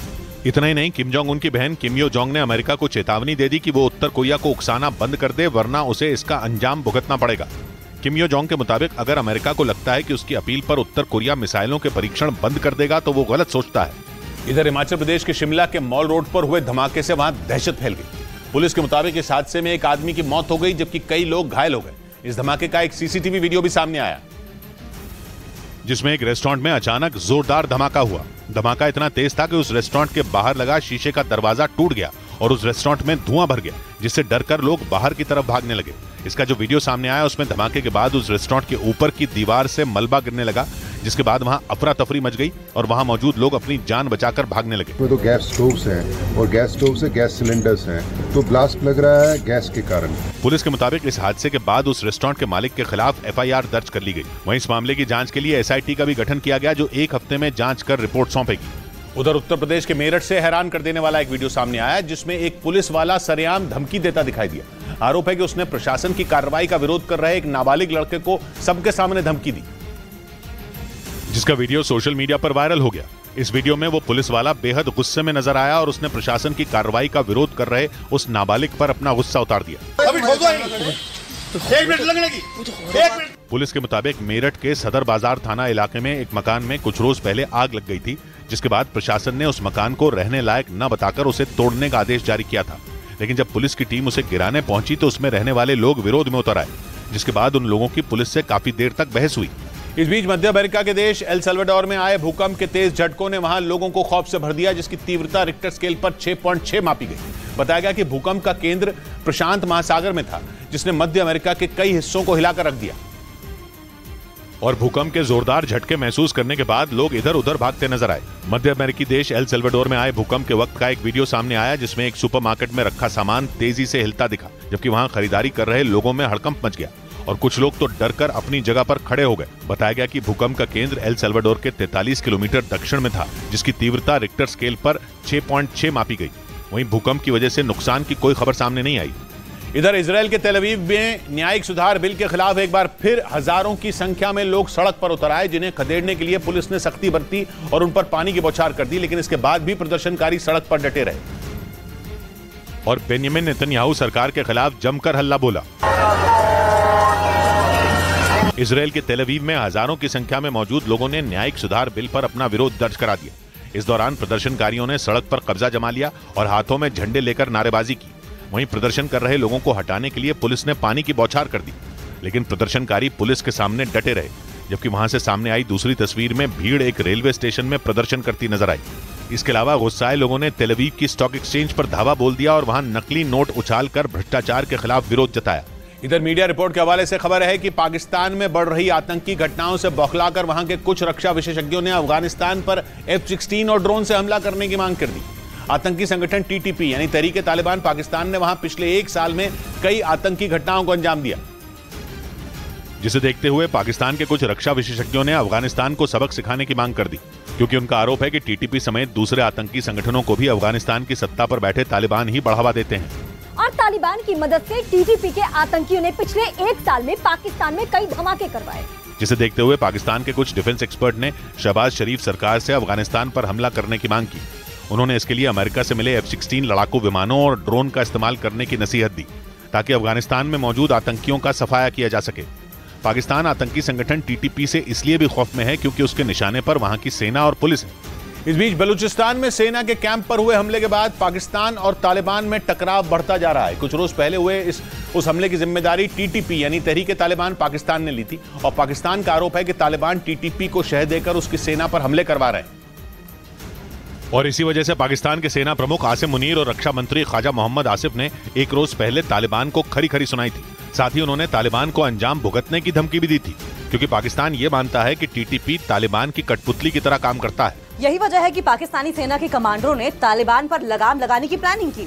और सूत्रों के मुताबिक इसके लिए आसिम मुनीर की अगुवाई में जो बैठक हुई उसमें तालिबान के खिलाफ सख्त कदम उठाने की मांग की गई। सूत्रों के मुताबिक अगले हफ्ते पाकिस्तान और तालिबान के बड़े अधिकारियों की बैठक होगी, जिसमें पाकिस्तान टीटीपी पर लगाम लगाने के लिए तालिबान को सख्त संदेश दे सकता है। उधर अपने देश में फैले आतंकवाद का ठीकरा अफगानिस्तान के शरणार्थियों पर फोड़ने वाले पाकिस्तान को अमेरिका ने करारा तमाचा जड़ दिया।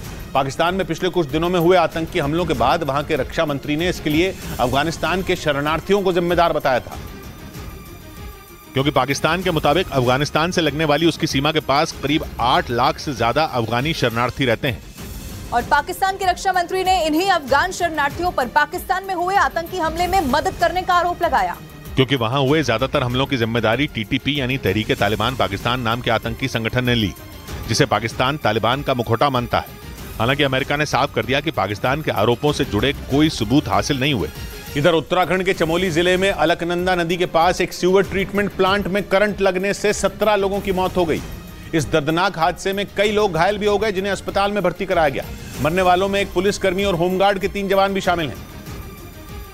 जो अलकनंदा नदी के पास मौजूद सीवर ट्रीटमेंट प्लांट में अचानक फैले करंट की चपेट में आ गए। नमामि गंगे प्रोजेक्ट के तहत वहां काम चल रहा था, तभी ट्रांसफार्मर फटने से करंट फैल गया, जिससे वहां अफरा तफरी मच गई। जैसे ही इसकी जानकारी पुलिस और प्रशासन को मिली, वहां राहत और बचाव का काम शुरू कर दिया गया। हादसे में घायल लोगों को अस्पताल ले जाया गया और जिनकी हालत ज्यादा गंभीर थी उन्हें हेलीकॉप्टर से तुरंत इलाज के लिए ऋषिकेश भेजा गया। और प्रधानमंत्री नरेंद्र मोदी ने चमोली हादसे पर दुख जताते हुए घायलों के जल्द स्वस्थ होने की कामना की। वहीं गृह मंत्री अमित शाह ने उत्तराखंड के मुख्यमंत्री पुष्कर सिंह धामी को फोन कर घटना की जानकारी ली और साथ ही राज्य सरकार की हर संभव मदद का भरोसा भी दिया। बाद में उत्तराखंड के मुख्यमंत्री पुष्कर सिंह धामी ने इस घटना की जांच के आदेश दे दिए। इस घटना के मजिस्ट्रियल जांच के आदेश कर दिए गए हैं। सभी बचाव दल, जिला प्रशासन, एसडीआरएफ और अन्य बचाव दल वहां पर पहुंच गए हैं। मुख्यमंत्री ने भरोसा दिया कि हादसे के जिम्मेदार लोगों पर सख्त कार्रवाई की जाएगी। उन्होंने चमोली की घटना में मरने वालों के घर वालों को 5-5 लाख रुपए और घायलों को 1-1 लाख रुपए मुआवजे के तौर पर देने का ऐलान किया। इससे पहले प्रधानमंत्री ने ट्वीट कर इस हादसे पर दुख जताया। इधर दिल्ली के पास उत्तर प्रदेश के गाजियाबाद से एक ऐसा वीडियो सामने आया जिसने सभी को हैरान कर दिया। वहां एक कार सवार ने सड़क पर बैठे एक आदमी को रौंद दिया और उसे कार से घसीटते हुए आगे बढ़ने लगा। सामने आए वीडियो में वो आदमी सड़क के बीच बैठा दिखाई दिया, लेकिन तभी सामने से आई कार ने उसे रौंद दिया। हालांकि इसके बावजूद कार सवार ने कार को नहीं रोका। आरोप है कि वो काफी दूर तक उस आदमी को घसीटता रहा। ओए, गाड़ी रोक ले, नीचे फंस गया आदमी। हालांकि घटना के वक्त वहां मौजूद एक आदमी ने शोर मचाकर किसी तरह कार को रुकवाया। भाई, आदमी नीचे दब गया। जैसे ही इस घटना के बारे में पुलिस को जानकारी मिली, पुलिस भी वहां पहुंच गई और उस घायल आदमी को अस्पताल पहुंचाया, जहां इलाज के दौरान उसकी मौत हो गई। लेकिन जैसे ही गाजियाबाद की इस घटना का वीडियो सोशल मीडिया पर वायरल हुआ, पुलिस ने आरोपी ड्राइवर को गिरफ्तार कर लिया और मामले की जांच में जुट गई। हालांकि जिस आदमी की मौत हुई उसकी पहचान नहीं हो पाई, लेकिन हादसे के वक्त कार चला रहा आदमी भारतीय जनता पार्टी के किसी विधायक का प्रतिनिधि बताया गया। शुरुआती जांच में पता चला है कि जिस गाड़ी से उस युवक को कुचला गया था उस पर लिखा हुआ है विधायक प्रतिनिधि। सड़क पर बैठे उस आदमी को रौंदने का वीडियो सोशल मीडिया पर तेजी से वायरल हो गया, जिसके बाद पुलिस भी एक्शन में आ गई। आरोपी युवक जो कि वाहन को चला रहे थे तथा वाहन को कब्जे में ले लिया गया है। घटना का जो वीडियो सामने आया उसमें सड़क पर बैठे उस आदमी को देखकर ऐसा लगा मानो वो वहां बीच सड़क पर गिर गया हो, लेकिन किसी को अंदाजा नहीं था कि उसके साथ ऐसा हादसा हो जाएगा। पुलिस ने आरोपी ड्राइवर को गिरफ्तार करने के बाद मामले की जांच तेज कर दी। उधर यूक्रेन की खुफिया एजेंसी ने दावा किया कि करीब 1.5 साल से जंग लड़ रहे रूसी सैनिकों की मानसिक स्थिति इतनी बिगड़ गई कि उन्होंने एक दूसरे को मारना तक शुरू कर दिया। यूक्रेन के मुताबिक कई रूसी सैनिक युद्ध के मैदान में न उतरने का मन भी बना चुके हैं, क्योंकि करीब 1.5 साल से जारी जंग ने उनकी दिमागी हालत खराब कर दी। यूक्रेन की खुफिया एजेंसियों ने युद्ध लड़ रहे रूस के 2 सैनिकों के बीच हुई बातचीत की रिकॉर्डिंग हासिल करने का दावा किया और उसी के हवाले से यूक्रेन ने ये जानकारी दी कि एक मिलिट्री कैंप में रूस का एक सैनिक युद्ध से इतना झुंझला गया कि उसने अपने साथियों पर ही फायरिंग कर दी। खबर है कि जवाबी कार्रवाई में रूस का वो सैनिक मारा गया, लेकिन इस बात की जानकारी नहीं दी गई कि उसने मरने से पहले अपने कितने साथियों की जान ले ली। यूक्रेन ने दावा किया कि इस घटना के बाद कई रूसी सैनिकों ने जंग के मोर्चे पर जाने से भी इनकार कर दिया। इस बीच यूक्रेन ने दावा किया कि बखमुत से वैगनर ग्रुप के जाने के बाद उसने बखमुत के कई हिस्सों को अपनी मुट्ठी में कर लिया। बताया गया कि जिन बचे कुचे हिस्सों पर रूसी फौज ने कब्जा कर रखा है, वहां ज़ेलेंस्की की सेना जोरदार हमले कर आगे बढ़ रही है। पिछले महीने पुतिन के खिलाफ बगावत करने के साथ ही वैगनर ग्रुप यूक्रेन जंग से अलग हो गया। लेकिन वैगनर ग्रुप के पीछे हटने के बाद यूक्रेन ने बखमुत में हमले पहले से और ज्यादा तेज कर दिए। बखमुत के ज्यादातर हिस्सों पर रूस ने वैगनर ग्रुप की मदद से कब्जे का दावा किया था, लेकिन यूक्रेन अब बखमुत को पूरी तरह अपनी मुट्ठी में करने की कोशिश कर रहा है, क्योंकि वैगनर ग्रुप के लड़ाके अब जंग नहीं लड़ रहे। बताया गया कि यूक्रेन ने एक ही दिन में रूसी सेना पर जमीन और आसमान दोनों से ताबड़तोड़ हमले किए। यूक्रेन के मुताबिक उसके हमलों में एक ही दिन में रूस के 81 सैनिक मारे गए, जबकि 156 घायल हो गए। इतना ही नहीं, दावा किया गया कि बखमुत में ज़ेलेंस्की की फौज ने रूसी सेना के ज्यादातर हमलों को नाकाम कर दिया। वहीं पश्चिमी मीडिया ने दावा किया कि टैंकों की भारी कमी से जूझ रहे रूस ने जंग में लड़ने के लिए पुराने टैंक उतार दिए। इतना ही नहीं, बताया गया कि रूस के सैनिकों ने पुराने टैंकों से दुश्मन पर हमले की ट्रेनिंग भी ली, ताकि जंग के मैदान में पुराने टैंकों का इस्तेमाल किया जा सके। पश्चिमी मीडिया के मुताबिक रूस की सेना टैंकों की भारी कमी से जूझ रही है। दावा किया गया कि रूस के पास जंग के मैदान में लड़ने के लिए आधुनिक टैंक कम पड़ गए। बताया गया कि पुतिन की फौज ने 62 साल पुराने T-62 टैंकों को भी मैदान में उतारने का फैसला लिया। यूक्रेन जंग में रूस ने अपने सबसे आधुनिक T-90 से लेकर T-72 टैंकों का इस्तेमाल किया, लेकिन दावा है कि पश्चिमी देशों से मिले आधुनिक टैंकों से यूक्रेन ने रूस के टैंकों को बर्बाद कर दिया। यही वजह रही कि रूस के पास जंग में पुराने टैंकों को उतारने के अलावा दूसरा कोई रास्ता ही नहीं बचा। इधर पोलैंड की रहने वाली बारबरा पोलक नाम की महिला झारखंड के हजारीबाग के रहने वाले शादाब से मिलने पहुंच गई। बताया गया कि दोनों की दोस्ती सोशल मीडिया प्लेटफॉर्म इंस्टाग्राम पर हुई थी और बाद में दोनों ने शादी करने का फैसला कर लिया। और इसलिए बारबरा पुलाक अपनी 8 साल की बेटी के साथ पोलैंड से झारखंड पहुंच गई, जहां शादाब और बारबरा ने कोर्ट में शादी की अर्जी दी।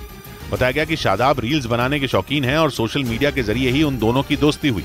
हम दोनों में कन्वर्सेशन स्टार्ट हुआ था इंस्टाग्राम सोशल मीडिया के थ्रू। बारबरा पुलाक की एक 8 साल की बेटी है और उनका अपने पति से तलाक हो चुका है। साल 2021 में वो पहली बार भारत आई थी और तब उनकी मुलाकात शादाब से हुई थी। बताया गया कि बारबरा टूरिस्ट वीजा पर भारत आई, हालांकि उनका शादी के बाद शादाब के साथ पोलैंड लौटने का प्लान है। इधर महाराष्ट्र के छत्रपति संभाजी नगर में लूटपाट की कोशिश का एक खौफनाक वीडियो सामने आया। वहां चाकू की नोक पर पेट्रोल पंप के कर्मचारी से एक बदमाश लूट की वारदात को अंजाम देने की कोशिश करता दिखाई दिया। और इस घटना का जो वीडियो सामने आया उसमें एक मोटरसाइकिल पर 2 लोग सवार नजर आए, जो उस पेट्रोल पंप पर पहुंचे, जिसके बाद उस मोटरसाइकिल पर बैठा एक बदमाश उतरा और उसने वहां मौजूद उस कर्मचारी को चाकू दिखाकर डराना शुरू कर दिया, जबकि उस बदमाश का दूसरा साथी मोटरसाइकिल पर बैठा रहा। इस दौरान उस कर्मचारी से मारपीट भी की गई। हालांकि मौका पाकर वो कर्मचारी वहां से भागा और मदद के लिए उसने अपने एक साथी को बुला लिया, जिसे देखकर वो दोनों बदमाश वहां से भाग गए। उधर अफ्रीकी देश केन्या की राजधानी नैरोबी में टैक्स बढ़ोतरी के फैसले का लोगों ने सड़क पर उतरकर विरोध किया। प्रदर्शन कर रहे लोगों ने वहां की सरकार से इस फैसले को वापस लेने की मांग की, जिसे वहां की सरकार ने मानने से इनकार कर दिया, जिसके बाद लोगों ने सड़क पर उतरकर सरकार के खिलाफ जोरदार प्रदर्शन किया। वहीं हालात पर काबू पाने के लिए पुलिस को तैनात किया गया। वहां से सामने आए वीडियो में प्रदर्शन कर रहे लोग पुलिस पर पथराव करते दिखे। वहीं कई जगह प्रदर्शनकारियों ने आगजनी भी की, जिनको रोकने के लिए पुलिस ने आंसू गैस के गोले दागे। इससे पहले केन्या के ईसाई और मुस्लिम नेताओं ने भी टैक्स बढ़ोतरी के फैसले को वापस लेने की मांग वहां की सरकार से की थी और चेतावनी दी थी कि अगर सरकार ने अपनी जिद नहीं छोड़ी और फैसला वापस नहीं लिया तो हालात बिगड़ सकते हैं। इस बीच ऑस्ट्रेलिया में समंदर के किनारे एक रहस्यमयी चीज मिलने से वहां खलबली मच गई। बताया गया कि गुंबद के आकार की ये चीज पर्थ से करीब 250 किलोमीटर दूर ग्रीन हेड समुद्र तट पर मिली, जिसे देखकर लोग हैरत में पड़ गए, क्योंकि ऑस्ट्रेलिया के समंदर के किनारे एक ऐसी रहस्यमयी चीज मिली जिसने ऑस्ट्रेलिया की सेना और वहां की पुलिस की टेंशन बढ़ा दी। बताया गया कि गुंबद के आकार की ये चीज पर्थ से करीब 250 किलोमीटर दूर ग्रीन हेड समुद्र तट पर मिली, जिसे लेकर कई अटकलें लगाई गई। ऑस्ट्रेलिया के एक एविएशन एक्सपर्ट ने इस रहस्यमयी चीज को पिछले साल लॉन्च किए गए रॉकेट का एक हिस्सा बता दिया, लेकिन यह साफ नहीं हो पाया कि आखिर ये चीज ऑस्ट्रेलिया के समंदर तट पर कहां से बहकर आई। वहीं रहस्यमयी चीज की जानकारी जुटाने के लिए ऑस्ट्रेलिया की एजेंसियों ने जांच शुरू कर दी। इधर राजस्थान के जोधपुर में एक ही परिवार के 4 लोगों को जिंदा जलाकर मारने की घटना के बाद इलाके में दहशत फैल गई। पुलिस ने हत्या के बाद सभी को झोपड़ी में आग लगाकर जलाने का शक जताया और हत्यारों की तलाश के लिए टीम बना दी। पुलिस के मुताबिक रात के वक्त जब एक ही परिवार के सभी 4 लोग सो रहे थे तो उन पर हमला किया गया, जिसके बाद झोपड़ी को आग के हवाले कर हत्यारे फरार हो गए। तकनीकी और हर तरह का साक्ष्य लेकर इसमें हम लोग अनुसंधान करेंगे। पुलिस ने सभी शवों को कब्जे में लेकर पोस्टमार्टम के लिए भेज दिया। 4 लोगों की मौत के बाद पूरे इलाके में दहशत का माहौल फैल गया। वहीं इस घटना के बाद गांव के लोगों में गुस्सा भी दिखा। उधर मध्य प्रदेश के उज्जैन से दिल दहला देने वाला एक हादसा हो गया। वहां एक मोटरसाइकिल सवार अचानक एक कार से टकरा गया। यह हादसा उस वक्त हुआ जब वो कार सवार अपनी कार को सड़क के किनारे बने एक ढाबे की तरफ मोड़ रहा था, लेकिन तभी वो मोटरसाइकिल सवार उस कार से टकरा गया। सामने आए वीडियो में कार सवार उस ढाबे की ओर मुड़ता दिखाई दिया, लेकिन पीछे से आ रहे उस मोटरसाइकिल सवार को वो कार दिखाई नहीं पड़ी और वो सीधे उससे टकराकर सड़क के बीच जा गिरा। लेकिन तभी एक तेज रफ्तार ट्रक उसके ऊपर आ गया। इसके बाद जो हुआ, ब्रेक के बाद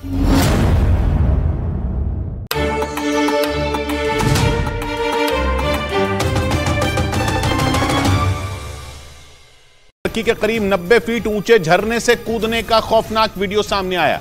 बताया गया कि घर वालों से विवाद के बाद वो लड़की आत्महत्या करने के इरादे से चित्रकूट झरने से कूद गई, जिसका वीडियो वहां मौजूद कुछ लोगों ने अपने मोबाइल कैमरे में रिकॉर्ड कर लिया, जिसमें चित्रकूट झरने के पास एक पत्थर पर वो लड़की खड़ी नजर आई। इस दौरान वहां मौजूद लोगों ने उसे आवाज देकर रोकने की कोशिश की,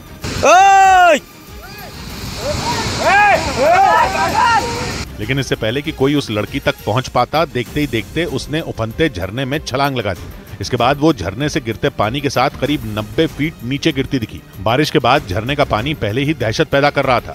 लड़की के नीचे गिरने के बाद थोड़ी देर तक वो कहीं नजर नहीं आई, लेकिन कुछ सेकंड बाद करीब 50 मीटर आगे वो पानी में तैरती नजर आई। सूचना मिलने पर पहुंची पुलिस ने लड़की को हिरासत में ले लिया। इस बीच महाराष्ट्र के कोल्हापुर से हैरान करने वाला एक वीडियो सामने आया, जिसमें पानी की तेज धार में फंसे पर्यटकों को पुलिस ने स्थानीय लोगों की मदद से रस्सी के सहारे रेस्क्यू किया। पुलिस के मुताबिक ये पर्यटक कोल्हापुर के पास एक किले को देखने गए थे, लेकिन वहां से लौटते वक्त दोनों पानी की तेज धार में फंस गए। वहां से जो वीडियो सामने आया उसमें 2 लोग एक नदी के एक किनारे पर फंसे दिखाई दिए, जबकि दूसरे किनारे पर उन्हें बचाने के लिए पुलिस के जवान और कुछ लोग खड़े नजर आए। इस दौरान उनमें एक आदमी रेस्क्यू के लिए फेंकी गई रस्सी पकड़कर पानी की तेज धार पार करता दिखाई दिया, जबकि दूसरा आदमी इस कोशिश में सैलाब में बहता नजर आया। एक पल तो ऐसा लगा मानो वो नदी में बह जाएगा, लेकिन पुलिस और आसपास के लोगों ने दोनों आदमियों को सुरक्षित नदी से बाहर निकाल लिया। वहीं मूसलाधार बारिश ने महाराष्ट्र के रत्नागिरी जिले में भी हाहाकार मचा दिया। वहां कुछ ही घंटों में इतनी ज्यादा बारिश हुई कि सड़कों पर नाव चलने लगी। बेहिसाब बारिश के बाद नदियां उफान पर आ गईं, जिससे निचले इलाकों में 3 फीट से ज्यादा पानी भर गया। लोगों का घरों से निकलना मुश्किल हो गया। बाढ़ की वजह से लोग अपने ही घरों में बंधक बन गए। सड़कें समंदर बन गई तो गलियों से तेज रफ्तार दरिया बहता दिखा, जिसके बाद एनडीआरएफ की टीम ने लोगों के रेस्क्यू के लिए नाव का सहारा लिया। कमर तक भरे पानी में रेस्क्यू टीम ने नाव की मदद से लोगों को सुरक्षित जगह पर पहुंचाया। रत्नागिरी में पिछले कुछ रोज से हो रही भारी बारिश की वजह से नदी उफान पर आ गई। वहां से सामने आए एक वीडियो में नदी का पानी पुल के निचले हिस्से के करीब पहुंचता दिखा। वहां के खेड़ इलाके में 5 फीट से ज्यादा बारिश का पानी भर गया। वहां से सामने आई तस्वीरों में दुकानों के दरवाजे डूबे नजर आए। इधर मध्य प्रदेश के ओरछा में बेतवा नदी के टापू पर फंसे 5 लोगों का रेस्क्यू किया गया। बताया गया कि टापू पर फंसे सभी लोग नदी में नहा रहे थे, लेकिन तभी बेतवा नदी का जलस्तर बढ़ने से वो फंस गए, जिसके बाद बेतवा नदी की उफनती लहरों के बीच एसडीआरएफ की टीम उतरी और टापू पर फंसे उन 5 लोगों का रेस्क्यू शुरू किया। बताया गया कि उत्तर प्रदेश से 5 लोग मध्य प्रदेश के ओरछा में एक मंदिर में दर्शन के लिए गए थे। सभी बेतवा नदी में नहा रहे थे, लेकिन इस बीच बेतवा नदी का जलस्तर बढ़ गया और वो सभी लोग उस टापू पर फंस गए, जिसकी जानकारी मिलते ही एसडीआरएफ की टीम पुलिस बल के साथ पहुंची और उन सभी को बचाने की कोशिश में जुट गई। 2 घंटे की कड़ी मशक्कत के बाद सभी लोगों को बाहर निकाला गया। उधर लगातार हो रही भारी बारिश ने गुजरात के गिर सोमनाथ की तस्वीर भी बदल कर रख दी। मूसलाधार बारिश की वजह से वहां सड़कों पर सैलाब उमड़ आया। लोगों के घरों में बाढ़ का पानी घुस गया, जिससे भीषण तबाही मच गई। और गिर सोमनाथ से सामने आई तस्वीरों में खौफनाक मंजर दिखाई दिया, क्योंकि वहां सड़कों पर दरिया बहता नजर आया और वेरावर इलाके में तो उफनते सैलाब में ही लोग अपनी जान जोखिम में डालकर रास्ता पार करने को मजबूर दिखे। इस बीच मोटरसाइकिल, कार और बस समेत दूसरी गाड़ियां भी वहां से गुजरती दिखी। वहीं सुरक्षा में तैनात पुलिस और एनडीआरएफ के जवान पानी की तेज धार में लोगों की मदद करते नजर आए। तो काफी लोग अभी फंसे हुए हैं। काफी लोग को उम्मीद है कि पानी कम से कम हो। वहाँ मूसलाधार बारिश ने ऐसा कोहराम मचाया कि सड़कों के साथ लोगों के घर भी बाढ़ में समा गए, जिसके बाद वहां रेस्क्यू ऑपरेशन चलाया गया और बाढ़ में फंसे लोगों को एनडीआरएफ की टीम सुरक्षित बाहर निकालती दिखी। इस बीच गुजरात के राजकोट में 2 घंटे में ही इतनी बारिश हुई कि पूरा शहर पानी में डूब गया। आफत की इस बारिश के बाद वहां के कई इलाकों में फंसे लोगों को निकालने का काम शुरू किया गया, क्योंकि मूसलाधार बारिश ने राजकोट में बाढ़ जैसे हालात बना दिए। महज 2 घंटे में आसमान से इतना पानी बरसा कि सड़क पर खड़ी कई गाड़ियां डूब गईं। कई कारों की तो छत तक पानी भर गया। पानी में घिरकर कई मोटरसाइकिलें गिर गईं तो कई बंद हो गई। कुछ जगहों पर लोगों के कमर तक पानी भर गया। ऐसे में उन्हें आने जाने में भारी परेशानी उठानी पड़ी। बहुत जरूरी होने पर ही कुछ लोग अपने घरों से बाहर निकले, जबकि बाकी लोग घरों में ही कैद रहे। बारिश से निचले इलाकों का तो और भी बुरा हाल हो गया। वहां के कई मकानों में पानी ने कब्जा कर लिया, जिसके बाद बाढ़ में घिरे 70 से ज्यादा लोगों को निकालकर सुरक्षित जगहों पर भेज दिया गया। वहीं महाराष्ट्र में हो रही बारिश के बीच फिर से आसमानी आफत की चेतावनी दे दी गई। मौसम विभाग के मुताबिक आने वाले दिनों में महाराष्ट्र के कई जिलों में भारी बारिश होने की आशंका है। मौसम विभाग ने मुंबई के लिए ऑरेंज अलर्ट और रायगढ़ जिले के लिए रेड अलर्ट जारी कर दिया। यानी आने वाले दिनों में रायगढ़ और मुंबई में भारी बारिश हो सकती है, जिससे वहां रहने वाले लोग सतर्क हो गए, क्योंकि मौसम विभाग ने रायगढ़ के लिए रेड अलर्ट और मुंबई के लिए ऑरेंज अलर्ट जारी किया। तो वहीं पालघर, ठाणे, रत्नागिरी, सतारा और जलगांव में भी भारी बारिश होने की चेतावनी जारी की गई। आने वाले 2-3 दिन में ये बारिश पूरा महाराष्ट्र, साउथ कोंकण, नॉर्थ कोंकण में जारी रहेगी। इस बीच मुंबई में बारिश की वजह से भांडुप इलाके में एक 5 मंजिला इमारत के एक हिस्से के गिर जाने से एक शख्स की मौत हो गई। इस बीच महाराष्ट्र के रायगढ़ में इतनी बारिश हुई कि वो लोगों के लिए आफत बन गई। वहां से आए वीडियो में सड़कें दरिया में तब्दील नजर आईं, तो वहां के हुई कई स्कूल, कॉलेज और सरकारी दफ्तर बाढ़ के पानी में डूबे दिखाई दिए, जिसके बाद स्कूल और कॉलेज में छुट्टी कर दी गई। क्योंकि रायगढ़ से आए एक वीडियो में सड़क पर कमर तक पानी भरा दिखा और वहां के स्कूल, कॉलेज और सरकारी दफ्तर बाढ़ के पानी में डूबे दिखाई दिए। रायगढ़ के जो स्टूडेंट हैं उनको छुट्टी दी गई है। वहीं एक तस्वीर में रायगढ़ का रसायनी पुलिस स्टेशन डूबा दिखाई दिया। थाने के अंदर 3 फीट पानी भरा दिखा, जिसमें थाने के अंदर एक पुलिस अधिकारी का पूरा ऑफिस ही डूबा नजर आया।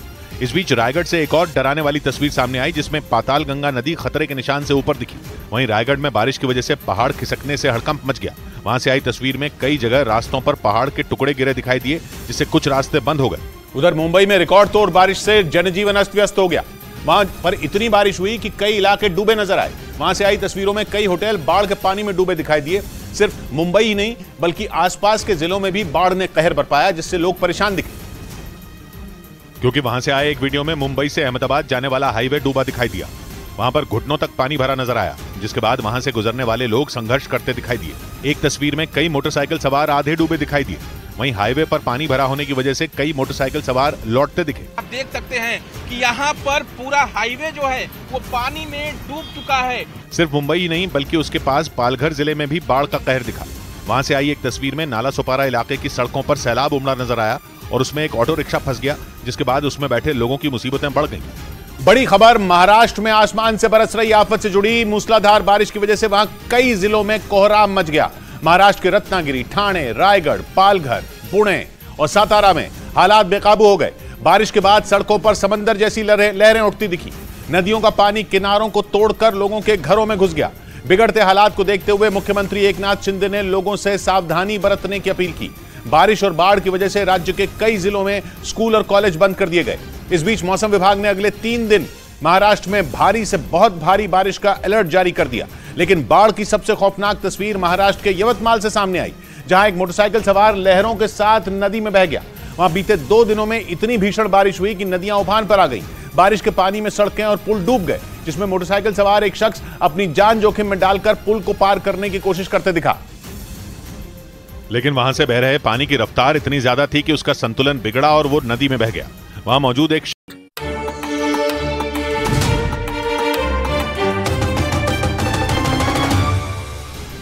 ब्रेकिंग न्यूज आ रही है। रूस के कब्जे वाले क्राइमिया में जोरदार धमाके हुए हैं। पश्चिमी मीडिया का दावा है कि यूक्रेन ने रूस के गोला बारूद के ठिकाने को पूरी तरह बर्बाद कर दिया। बताया गया कि यूक्रेन ने यह हमला खतरनाक ड्रोन से किया है। खबर है कि क्राइमिया में रूसी सेना के हथियार डिपो के तबाह होने की जानकारी तुरंत पुतिन को दी गई, क्योंकि दावा है कि ड्रोन हमले में रूसी फौज को भारी नुकसान हुआ। क्राइमिया को पुतिन की शान कहा जाता है, क्योंकि रूस ने यूक्रेन से 2014 में क्राइमिया को छीन लिया था। लेकिन यूक्रेन जंग शुरू होने के बाद ज़ेलेंस्की कई बार यह साफ कह चुके हैं कि वो क्राइमिया को वापस लेकर ही रहेंगे। पश्चिमी मीडिया के मुताबिक इसी कड़ी में यूक्रेन ने रूस के गोला बारूद के एक ठिकाने पर ड्रोन से हमला कर दिया। यूक्रेन के हमले के बाद वहां का एक वीडियो भी सामने आया, जिसमें एक इलाके में जोरदार धमाके होते दिखाई दिए। धमाकों को देखकर ऐसा लगा मानो वहां किसी ने पटाखों की किसी फैक्ट्री में आग लगा दी हो। पश्चिमी मीडिया के मुताबिक यूक्रेन की सेना ने ड्रोन के जरिए क्राइमिया में मौजूद रूस के गोला बारूद के ठिकाने को निशाना बनाया। दावा किया गया कि यूक्रेन के ड्रोन हमले में रूस का हथियारों का गोदाम पूरी तरह बर्बाद हो गया। खबर है कि इस हमले की जानकारी पुतिन को भी दी गई। हालांकि यूक्रेन ने क्राइमिया में रूसी ठिकाने पर किसी भी तरह के हमले से साफ इनकार कर दिया, लेकिन रूस ये मान रहा है कि यह हमला उसी की तरफ से किया गया, क्योंकि क्राइमिया को 9 साल पहले पुतिन ने यूक्रेन से छीन लिया था और तभी से यूक्रेन लगातार उसे वापस पाने की कोशिश में जुटा है। और पिछले साल जंग शुरू होने के बाद से तो यूक्रेन ने क्राइमिया के कई हिस्सों पर हमले बोले हैं। उधर रूस ने लगातार दूसरी रात यूक्रेन के दक्षिण में मौजूद ओडेसा शहर पर जबरदस्त हमला किया। उसने मिसाइलों के साथ यूक्रेन के शहर पर इतने ड्रोन गिराए कि खुद यूक्रेन ने बोल दिया कि यह ओडेसा पर रूस का अब तक का सबसे बड़ा हमला हो सकता है। यूक्रेन के राष्ट्रपति जेलेंस्की ने तो दावा कर डाला कि रूस पूरी दुनिया को भूखों मारना चाहता है, क्योंकि रूस 2 दिन पहले ही यूक्रेन के साथ हुई अनाज डील से निकलने का ऐलान कर चुका है और अब उसके हमलों से ओडेसा में उन ठिकानों को निशाना बनाया गया जिनके जरिए यूक्रेन अपना अनाज एक्सपोर्ट करता है। जिसके बाद सामने आई तस्वीरों में ओडेसा शहर में जगह जगह भयानक आग लगी नजर आई। यूक्रेन ने दावा किया कि रूस के अटैक में ओडेसा में अनाज के एक्सपोर्ट से जुड़े इंफ्रास्ट्रक्चर को तगड़ा नुकसान पहुंचा। काला सागर के किनारे बसा ओडेसा शहर यूक्रेन का सबसे बड़ा बंदरगाह है। ओडेसा से ही यूक्रेन अपना अनाज एक्सपोर्ट करता है और रूस अब यूक्रेन अनाज डील का हिस्सा नहीं है, जिसका मतलब यह कि रूस अब पहले की तरह यूक्रेन के अनाज से भरे जहाजों को काला सागर पार नहीं करने देगा। मगर यूक्रेन ने भी कसम खा ली कि वो रूस से नहीं डरने वाला, वो अपना अनाज एक्सपोर्ट करता रहेगा। इसलिए एक दिन पहले भी रूस ने उसे खतरा मोल न लेने की धमकी दी थी। इस बीच रूस के एक सांसद ने दावा किया कि पुतिन ने अपनी प्राइवेट आर्मी वैगनर ग्रुप को एक सोची समझी साजिश के तहत रूस के पड़ोसी देश बेलारूस भेजा है और उनकी साजिश यह है कि वहां से वैगनर ग्रुप से नेटो पर अटैक करवा दिया जाए। पिछले महीने इसी वैगनर ग्रुप ने पुतिन के खिलाफ बगावत छेड़ दी थी। तब मामला शांत करने के लिए वैगनर ग्रुप के लड़ाकों को बेलारूस भेज दिया गया था, जिसके बाद से वैगनर ग्रुप के लड़ाकों के बेलारूस में होने की खबर है, जो कि नेटो और यूक्रेन दोनों के लिए बहुत बड़ा खतरा है, क्योंकि रूस का जिगरी दोस्त बेलारूस यूक्रेन का पड़ोसी होने के साथ पोलैंड, लिथुआनिया और लातविया से भी अपनी सीमा साझा करता है और ये तीनों नेटो के सदस्य हैं। और अब तो रूस बेलारूस में अपने परमाणु हथियार तक तैनात कर चुका है, यानी बेलारूस से उलझना मतलब परमाणु जंग छेड़ना। इसलिए रूस की सेना में अफसर रह चुके उसके सांसद आंद्रेई कर्तापुलोव ने धमकी दी कि अगर पुतिन चाहें तो बेलारूस में मौजूद उनका वैगनर ग्रुप चंद घंटों में नेटो पर जोरदार हमला कर डालेगा और नेटो बस देखता रह जाएगा। वहीं पश्चिमी मीडिया ने दावा किया कि पुतिन से बगावत के बाद चौथी बार वैगनर ग्रुप के मुखिया का विमान बेलारूस पहुंचा। पिछले महीने वैगनर ग्रुप के येवगेनी प्रिगोजिन ने पुतिन से बगावत कर दी थी, लेकिन पुतिन से बगावत के ठीक बाद ऐसी खबरें आई कि वैगनर ग्रुप के मुखिया येवगेनी प्रिगोजिन बेलारूस में रहेंगे। हालांकि वो बेलारूस पहुंचे या नहीं इसका पता नहीं चल सका, लेकिन अब पश्चिमी मीडिया ने दावा किया कि बगावत के बाद वैगनर चीफ प्रिगोजिन का प्लेन चौथी बार बेलारूस पहुंचा। दावा किया गया कि इससे पहले जब प्रिगोजिन बेलारूस पहुंचे थे तब वो वहां एक रात ठहरे भी थे, लेकिन अब बताया जा रहा है कि वैगनर ग्रुप के लड़ाकों ने बेलारूस के सैनिकों को ट्रेनिंग देनी शुरू कर दी। इसीलिए इस बात की आशंका जताई गई कि पुतिन से बगावत के बाद वैगनर ग्रुप के मुखिया कुछ बड़ा करने की तैयारी में है। इधर मध्य प्रदेश के उज्जैन में दिल दहला देने वाला एक हादसा हो गया। वहां एक मोटरसाइकिल सवार अचानक एक कार से टकरा गया। हादसा उस वक्त हुआ जब वो कार सवार अपनी कार को सड़क के किनारे बने एक ढाबे की तरफ मोड़ रहा था, लेकिन तभी वो मोटरसाइकिल सवार उस कार से टकरा गया। सामने आए वीडियो में कार सवार उस ढाबे की ओर मुड़ता दिखाई दिया, लेकिन पीछे से आ रहे उस मोटरसाइकिल सवार को वो कार दिखाई नहीं पड़ी और वो सीधे उससे टकराकर सड़क के बीच जा गिरा। लेकिन तभी एक तेज रफ्तार ट्रक उसके ऊपर आ गया। हालांकि राहत की बात यह रही कि ट्रक ने उस आदमी को नहीं रौंदा और उसकी जान बच गई, लेकिन कार से हुई टक्कर इतनी जोरदार थी कि उसे इलाज के लिए अस्पताल में भर्ती कराया गया। हादसे का सीसीटीवी वीडियो सामने आने के बाद पुलिस मामले की जांच में जुट गई। उधर नीतीश कुमार ने विपक्ष के गठबंधन के नए नाम पर नाराजगी की खबरों को खारिज कर दिया।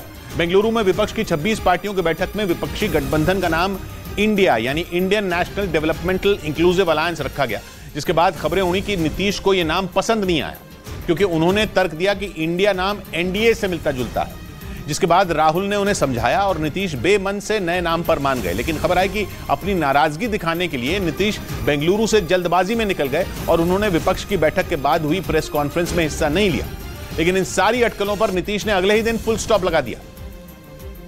और बिहार के राजगीर में विपक्षी गठबंधन के नए नाम पर नाराजगी की खबरों को खारिज कर दिया। बहुत अच्छा हो गया है और बहुत सर्वसम्मति से हुआ है। नीतीश ने यह भी साफ कर दिया कि वो विपक्ष के नए गठबंधन के संयोजक नहीं बनना चाहते। हम बाकी सब चीज के लिए एकजुट करने के चक्कर में, मेरा और कुछ नहीं। जबकि बीजेपी नेता सुशील मोदी ने दलील दी थी कि नीतीश इंडिया यानी Indian national developmental inclusive alliance के संयोजक नहीं बनाए जाने से नाराज हैं और इसीलिए बैठक से जल्दी निकल गए। लेकिन इसी बीच असम के मुख्यमंत्री हेमंत बिस्वा शर्मा ने ट्विटर पर अपने पद के आगे भारत लिखकर नई सियासी लड़ाई छेड़ दी। विपक्षी गठबंधन का नया नाम इंडिया रखा गया, जिस पर बीजेपी नेताओं ने लगातार सवाल खड़ा किए। सुशील मोदी ने तो ट्विटर पर यह तक लिख दिया कि विपक्ष के इंडिया की एनडीए के भारत से टक्कर होगी, जिस पर सियासी बहस छिड़ गई। लेकिन इसी बीच असम के मुख्यमंत्री हेमंत बिस्वा शर्मा ने ट्विटर पर अपने पद के आगे से इंडिया हटा दिया और वहां भारत लिख दिया, जिस पर सियासी लड़ाई शुरू हो गई। कांग्रेस ने तो इसे बीजेपी की बौखलाहट बता दिया। दिखाता है कि किस तरह से बौखलाए हुए, किस तरह से डरे हुए ये लोग। जबकि बीजेपी ने विपक्षी गठबंधन के नए नाम इंडिया पर उसे घेरने की कोशिश की। इंडिया का अर्थ होता है जो विदेशी भाषा में गिटपिट करते हैं। बेंगलुरु में विपक्ष की 26 पार्टियों ने मिलकर गठबंधन का नया नाम चुना था। वहीं सूत्रों ने बताया कि राहुल गांधी ने इंडिया में डेमोक्रेटिक की जगह डेवलपमेंटल नाम दिया। इससे पहले खबर आई कि बेंगलुरु में बैठक के पहले दिन ममता बनर्जी ने गठबंधन के नए नाम का प्रस्ताव रखा, जिसका लेफ्ट और जेडीयू ने विरोध किया, लेकिन कांग्रेस ने नए नाम का समर्थन किया और नीतीश कुमार और लेफ्ट को समझाया। यही नहीं, सूत्रों ने दावा किया कि राहुल गांधी ने गठबंधन के नए नाम इंडिया में डेमोक्रेटिक शब्द की जगह डेवलपमेंटल करवाया। Of course, Rahul ji spearheaded this. He justified why it should be India. He argued for it. एक दिन पहले विपक्ष की प्रेस कॉन्फ्रेंस में भी राहुल गांधी ने खुलकर जाहिर कर दिया था कि विपक्षी गठबंधन इंडिया और एनडीए की विचारधारा की सीधी टक्कर होगी। यही नहीं, सूत्रों ने बताया कि राहुल के कहने पर ही नीतीश ने नए नाम पर सहमति दी। लेकिन बेंगलुरु में विपक्षी एकता दिखाने के अगले ही दिन लेफ्ट टीएमसी पर भड़क गया और उसने बंगाल में पंचायत चुनाव के दौरान हुई हिंसा का मुद्दा उठा दिया। बंगाल में पंचायत चुनाव के दौरान जबरदस्त हिंसा हुई, जिसमें अलग अलग पार्टियों के कई कार्यकर्ताओं के मारे जाने की खबर आई। इस मुद्दे पर केवल बीजेपी नहीं, लेफ्ट और कांग्रेस ने भी बंगाल की ममता सरकार के खिलाफ मोर्चा खोल दिया। इस मुद्दे पर बंगाल में लेफ्ट और टीएमसी के बीच जबानी जंग भी हुई। लेकिन इसी बीच बेंगलुरु में ममता बनर्जी और लेफ्ट नेता एक साथ विपक्ष की बैठक में शामिल हो गए और 2024 का चुनाव साथ लड़ने पर सहमत हुए। लेकिन एकजुटता दिखाने के अगले ही दिन पंचायत चुनाव के मुद्दे पर लेफ्ट ने बंगाल की टीएमसी सरकार को घेर लिया और टीएमसी की तानाशाही रुख जो बंगाल में दिखाई दिया है पूरे पंचायत के चुनाव में। बंगाल के पंचायत चुनाव में केवल हिंसा नहीं हुई, बल्कि 45 से ज्यादा राजनीतिक हत्याओं की भी खबर आई, जिस पर टीएमसी और लेफ्ट लगातार एक दूसरे को घेर रहे हैं। वहीं खबर आई कि बीजेपी के खिलाफ एकजुट हुई पार्टियों ने सीट शेयरिंग पर एक नया फॉर्मूला निकाला, क्योंकि सूत्रों ने बताया कि जिन सीटों पर बीजेपी रेस में नहीं है वहां विपक्षी पार्टियां आपस में मुकाबला करेंगी, जबकि इससे पहले खबर आई थी कि विपक्ष हर सीट पर बीजेपी के खिलाफ अपना एक उम्मीदवार उतारने की तैयारी में है। लेकिन सूत्रों ने बताया कि विपक्षी पार्टियों ने सीट शेयरिंग पर एक और फॉर्मूला सोच रखा है, जिसके तहत जिन सीटों पर बीजेपी रेस से बिल्कुल बाहर होगी वहां विपक्षी पार्टियां आपस में भी भिड़ेंगी। लेफ्ट ने तो इसके संकेत देने शुरू भी कर दिए। State level that will be there and they should be there. I mean that is the health and beauty of democracy. सूत्रों ने बताया कि सीट शेयरिंग का नया फॉर्मूला 2 वजहों से लागू हो सकता है। पहला, बीजेपी जहां रेस में ही नहीं है वहां एक उम्मीदवार खड़ा करने पर बीजेपी को फायदा हो सकता है, और दूसरा ये कि चुनाव में किसी भी विपक्षी पार्टी का उम्मीदवार जीते तो विपक्षी गठबंधन इंडिया का ही सांसद कहा जाएगा। उधर कर्नाटक विधानसभा में भारी हंगामे के बाद बीजेपी के 10 विधायकों को निलंबित कर दिया गया, जिसके बाद बीजेपी विधायकों ने विधानसभा के बाहर राज्य सरकार के खिलाफ प्रदर्शन किया और इस प्रदर्शन की अगुवाई पूर्व मुख्यमंत्री बसवराज बोम्मई ने की। उनके साथ बीजेपी के कई विधायक विधानसभा के बाहर धरने पर बैठ गए। It is the murder of democracy. They want to suppress the voice of opposition. विधानसभा से पूरे सत्र के लिए सस्पेंड होने वाले बीजेपी विधायकों पर आरोप लगा कि उन्होंने डिप्टी स्पीकर पर पेपर फेंके, जिसके बाद सदन में जमकर हंगामा हुआ। इस हंगामे पर सख्त एक्शन लेते हुए डिप्टी स्पीकर ने बीजेपी के विधायकों को निलंबित करने का आदेश सुनाकर विधानसभा की कार्यवाही स्थगित कर दी। हंगामे की वजह से सदन में एक नेता की तबीयत बिगड़ गई, जिन्हें अस्पताल में भर्ती कराना पड़ा। इस बीच बिहार के सिवान से हैरान कर देने वाला एक वीडियो सामने आया, जिसमें कुछ लोग हाथ में लाठी लेकर पुलिस पर हमला करते दिखे, जबकि पुलिस अपनी जान बचाकर वहां से भागती नजर आई। क्योंकि वहां से जो तस्वीरें सामने आई उनमें लोग हाथ में लाठी लेकर पुलिस को खदेड़ते दिखे, जिसमें महिलाएं भी शामिल थीं, जबकि पुलिस आनन फानन में अपनी गाड़ी में बैठकर वहां से भागती दिखाई दी। बताया गया कि गांव में कुछ दिन पहले हुई एक हत्या से गुस्साए लोग तब और भड़क गए जब पुलिस उन्हें समझा बुझाकर उनका प्रदर्शन शांत कराने पहुंची थी और गांव वालों ने पुलिस टीम पर हमला बोल दिया। हमले में पुलिस के कई जवानों के घायल होने का भी दावा किया गया। हालांकि इस घटना के बाद गांव में सुरक्षा सख्त कर दी गई और पुलिस आगे की कार्रवाई में जुट गई। वहीं शेयर बाजार में तेजी का दौर बना रहा। इतिहास में पहली बार बॉम्बे स्टॉक एक्सचेंज का सेंसेक्स 67,000 के पार बंद हुआ। विदेशी बाजारों में भी जमकर खरीदारी हुई और यूरोपीय बाजारों से मिल रहे मजबूत संकेतों के बाद भारतीय बाजारों में भी आखिरी घंटों में चुस्ती आ गई। बाजार बंद होने के वक्त सेंसेक्स 302 अंकों की छलांग लगाकर 67,097 पर पहुंच गया और निफ्टी 83 अंक चढ़कर 19,833 पर पहुंच गया। इसके साथ ही शेयर बाजार में लगातार चौथे दिन ऊंचाई का नया रिकॉर्ड बन गया। इस दौरान बैंकिंग, कैपिटल गुड्स और कंज्यूमर ड्यूरेबल्स में सबसे ज्यादा तेजी दर्ज की गई। उधर बेंगलुरु में धमाके की साजिश रचने के शक में पुलिस ने 5 संदिग्धों को गिरफ्तार कर लिया। जांच एजेंसियों को शक है कि ये लोग बेंगलुरु को दहलाने की साजिश रच रहे थे। पकड़े गए संदिग्धों के पास से पिस्तौल, गोला बारूद समेत कई हथियार मिले, जिसके बाद इन संदिग्धों से पूछताछ शुरू कर दी गई। क्योंकि जांच एजेंसियों को शक है कि इन संदिग्धों ने बेंगलुरु में विस्फोट का प्लान बनाया था, जिसके बाद सेंट्रल क्राइम ब्रांच, केंद्रीय खुफिया विभाग और बेंगलुरु पुलिस के साझा अभियान में 5 संदिग्धों को गिरफ्तार कर लिया गया। इनके पास से 7 पिस्तौल, गोला बारूद और दूसरी आपत्तिजनक चीजें बरामद हुई। पुलिस सूत्रों ने बताया कि गिरफ्तार किए गए सभी संदिग्ध बेंगलुरु सेंट्रल जेल में बंद आतंकी टी नजीर के संपर्क में थे। खुफिया सूत्रों के मुताबिक बेंगलुरु में इस मॉड्यूल को ISIS से संपर्क रखने वाला जुनैद नाम का एक आतंकी चलाता था। खुफिया सूत्रों के मुताबिक जुनैद ने ही पंजाब या गुजरात के रास्ते पकड़े गए संदिग्धों को विस्फोटक भेजे थे। इस बीच महाराष्ट्र के पुणे में चेकिंग के दौरान पुलिस ने 2 संदिग्ध लोगों को हिरासत में ले लिया। पुलिस के मुताबिक उन दोनों आरोपियों की तलाश NIA को थी, जिन्हें पुणे पुलिस ने चेकिंग के दौरान हिरासत में ले लिया। पुलिस के मुताबिक वो मोटरसाइकिल चोरी करने की फिराक में थे, जो पुलिस की घेरेबंदी देखकर भागने लगे, लेकिन पुलिस ने उन्हें पकड़ लिया। उनके पास से पुलिस को 4 मोबाइल फोन, 1 लैपटॉप और 1 कारतूस बरामद हुआ। पुलिस ने हिरासत में लिए गए उन दोनों संदिग्धों के नाम इमरान और यूनुस बताए, जो लंबे वक्त से NIA के रडार पर थे। 5-5 लाख का रिवॉर्ड मनी उनके सर पे है। पुलिस के मुताबिक उन दोनों संदिग्धों के एक और साथी को हिरासत में ले लिया गया। उधर बिहार के मोतिहारी में NIA का बड़ा एक्शन दिखा। वहां से प्रतिबंधित संगठन PFI यानी पॉपुलर फ्रंट ऑफ इंडिया के एक ट्रेनर को गिरफ्तार कर लिया गया। जांच एजेंसी के सूत्रों के मुताबिक मोतिहारी में PFI का ट्रेनर अपनी पहचान छिपाकर पनाह लिए हुए था, जिसके बाद NIA और ATS की टीम ने मिलकर प्रतिबंधित संगठन PFI के ट्रेनर याकूब को गिरफ्तार कर लिया। जांच एजेंसी के सूत्रों के मुताबिक याकूब को गांधी मैदान में लोगों को हथियार चलाने की ट्रेनिंग के आरोप में गिरफ्तार किया गया। क्योंकि याकूब का एक ट्रेनिंग देने वाला वीडियो वायरल हुआ था, उसके बाद से ही वो जांच एजेंसियों के रडार पर था और तभी से NIA उसकी तलाश में जुट गई और उसे मोतिहारी से तब गिरफ्तार कर लिया गया जब वो अपनी पहचान छिपाकर वहां रह रहा था। अब उसकी गिरफ्तारी के बाद उससे पूछताछ शुरू हो गई।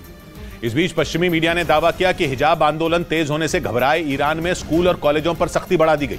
इतना ही नहीं, बताया गया कि वहां दंगे भड़काने के आरोप में एक कॉलेज को बंद भी कर दिया गया और आरोप लगाया गया कि उस कॉलेज से हिजाब आंदोलन भड़का, जो पूरे ईरान में फैल गया, जिसकी वजह से ईरान के कई इलाकों में दंगे हुए और 83 से ज्यादा लोगों की मौत हो गई। ऐसे में ईरान की सरकार ने कार्रवाई करते हुए उस कॉलेज को बंद कर दिया। साथ ही स्कूल और कॉलेजों पर सख्ती भी बढ़ा दी ताकि आगे ऐसे आंदोलन न हो पाए। पश्चिमी मीडिया के मुताबिक ईरान में महिलाओं की आजादी पर लिखी कविताओं को भी पाठ्यक्रम से हटा दिया गया। आरोप लगाया गया कि फारसी में लिखी इन्हीं कविताओं को पढ़कर महिलाओं ने हिजाब के विरोध में आंदोलन की शुरुआत की। इधर समाजवादी पार्टी के नेता अबू आजमी और महाराष्ट्र के डिप्टी CM वंदे मातरम के मुद्दे पर भिड़ गए, क्योंकि अबू आजमी ने विधानसभा में औरंगाबाद में एक मंदिर के सामने हुई घटना का जिक्र किया और वंदे मातरम पर हुए विवाद का जिक्र किया और 2 टूक बोल दिया कि वो वंदे मातरम नहीं पढ़ सकते। समाजवादी पार्टी के नेता अबू आजमी ने दलील दी कि उनका मजहब इसकी इजाजत नहीं देता। हमारा माँ के सामने भी सर नहीं झुकाते, हमारा मजहब अलाउ नहीं करता। लेकिन अबू आजमी का ये तर्क देवेंद्र फडणवीस को हजम नहीं हुआ। अबू भाई, ऐसा कौन सा मजहब बोल सकता है कि अपनी माँ के सामने सिर मत झुका? महाराष्ट्र विधानसभा में वंदे मातरम पर यह सारा बवाल इसलिए हुआ क्योंकि अबू आजमी ने औरंगाबाद में एक मंदिर के बाहर वंदे मातरम बोलने पर हुए बवाल का जिक्र किया।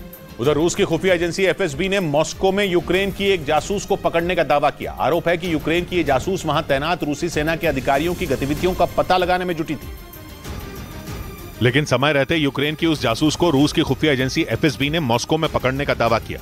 रूस की तरफ से गिरफ्तार की गई उस महिला का एक वीडियो भी जारी किया गया, जिसमें वो महिला मॉस्को के एक पार्क में दिखी। रूस का आरोप है कि यूक्रेन की वो जासूस मॉस्को में रेकी करते हुए सेना के अधिकारियों का पता लगाने में जुटी थी। आरोप है कि उसके निशाने पर न सिर्फ फौज के अधिकारी बल्कि राष्ट्रपति पुतिन भी थे। FSB ने उस महिला से जो दस्तावेज बरामद किए उन्हें देखकर सब चौंक गए, क्योंकि आरोप है कि यूक्रेन की वो जासूस रूस में हमले करवाने का प्लान भी बना रही थी। इधर जम्मू कश्मीर में एक बार फिर आतंकियों ने कायराना हरकत की। कश्मीर घाटी में एक बार फिर से टारगेट किलिंग की कोशिश की गई, जिसमें अनंतनाग में कश्मीर के बाहर से आए 2 मजदूरों पर आतंकियों ने जानलेवा हमला कर दिया, जिसकी वजह से कश्मीर के बाहर से आए दोनों मजदूर बुरी तरह घायल हो गए, जिन्हें इलाज के लिए अस्पताल में भर्ती करा दिया गया। घायल दोनों मजदूर महाराष्ट्र के सांगली जिले के बताए गए। अनंतनाग में दोनों मजदूरों के ऊपर यह हमला लाल चौक इलाके में हुआ। बताया गया कि आतंकी दोनों मजदूरों को गोली मारकर फरार हो गए। इस घटना के बाद पूरे इलाके की घेरेबंदी कर तलाशी अभियान चलाया गया ताकि आतंकियों को धर दबोचा जाए। दक्षिण कश्मीर में पिछले 5 दिनों में कश्मीर के बाहर से आए लोगों पर ये दूसरा आतंकवादी हमला है। इससे पहले आतंकियों ने कुछ रोज पहले भी शोपियां जिले में टारगेट किलिंग की कोशिश की थी, जिसमें कश्मीर के बाहर से आए 3 मजदूरों पर जानलेवा हमला हुआ था। उधर पश्चिम बंगाल में पंचायत चुनाव के दौरान हुई हिंसा पर TMC और BJP में वार पलटवार तेज हो गया। मुख्यमंत्री ममता बनर्जी ने कोलकाता में अस्पताल जाकर हिंसा पीड़ित लोगों से मुलाकात की। इस दौरान उन्होंने BJP पर जमकर हमला बोला, जबकि BJP ने पश्चिम बंगाल सरकार के खिलाफ कोलकाता में जोरदार प्रदर्शन किया और TMC और ममता बनर्जी के खिलाफ नारेबाजी की। इस प्रदर्शन में BJP के प्रदेश अध्यक्ष सुकांत मजुमदार और सांसद लॉकेट चटर्जी ने भी हिस्सा लिया। उधर कोलकाता में ही हिंसा पीड़ित टीएमसी कार्यकर्ताओं से मिलने पहुंची ममता बनर्जी ने बीजेपी पर भड़ास निकाली। इसी महीने हुए पश्चिम बंगाल के पंचायत चुनाव के दौरान कई जगहों पर भयानक हिंसा हुई थी, जिसमें टीएमसी और बीजेपी के कई समर्थक जख्मी हुए थे। इस बीच दक्षिण अफ्रीका ने जानकारी दी कि पुतिन उसके यहां अगले महीने होने वाले ब्रिक्स सम्मेलन में हिस्सा नहीं लेंगे। ब्रिक्स ब्राजील, रूस, भारत, चीन और दक्षिण अफ्रीका जैसे 5 देशों का संगठन है और अगस्त में कोरोना काल के बाद पहली बार 5 देशों के राष्ट्राध्यक्ष आमने सामने मुलाकात करेंगे। मगर दक्षिण अफ्रीका इस खौफ में मरे जा रहा था कि कहीं पुतिन सम्मेलन में न पहुंच जाए। वो नहीं चाहता था कि पुतिन उसके यहां आए। इसलिए पुतिन के ब्रिक्स समिट को ना कहने पर दक्षिण अफ्रीका ने राहत की सांस ली। इसकी वजह यह कि अगर पुतिन दक्षिण अफ्रीका जाते तो न चाहते हुए भी दक्षिण अफ्रीका को पुतिन को गिरफ्तार करना पड़ता, क्योंकि इंटरनेशनल क्रिमिनल कोर्ट ने यूक्रेन पर हमला करने की वजह से पुतिन के खिलाफ अरेस्ट वारंट जारी किया हुआ है और दक्षिण अफ्रीका ठहरा रूस का दोस्त। अगर वो पुतिन को हथकड़ी पहनाता तो रूस से उसकी जंग ही छिड़ जाती। इसलिए कई महीनों से दक्षिण अफ्रीका रूस से बात करने में लगा था और आखिरकार उसने ऐलान किया कि आपसी सहमति से फैसला लिया गया कि पुतिन दक्षिण अफ्रीका नहीं जाएंगे। उनकी जगह उनके विदेश मंत्री रूस का प्रतिनिधित्व करेंगे। उधर सीरिया के मीडिया ने दावा किया कि पड़ोसी इजराइल ने एक बार फिर उसके यहां एयर स्ट्राइक कर दी, जिसमें सीरिया के 2 सैनिकों की मौत हो गई। सीरिया पर इजराइल का हमला कोई नई बात नहीं है, वो बीते कई साल से सीरिया से दुश्मनी निकालने में लगा है। और सीरिया के मीडिया ने दावा किया कि इजराइल ने एक बार फिर सीरिया की राजधानी दमिश्क के पास आधी रात को अपनी मिसाइलें गिरा दी। बताया गया कि इजराइल से हमले की भनक लगते ही सीरिया के एयर डिफेंस सिस्टम एक्टिवेट हो गए। उन्होंने इजराइल की ज्यादातर मिसाइलें मार गिराईं, मगर कुछ मिसाइलें सीरिया पर फटी गईं। इजराइल और सीरिया पड़ोसी हैं और एक दूसरे के दुश्मन भी।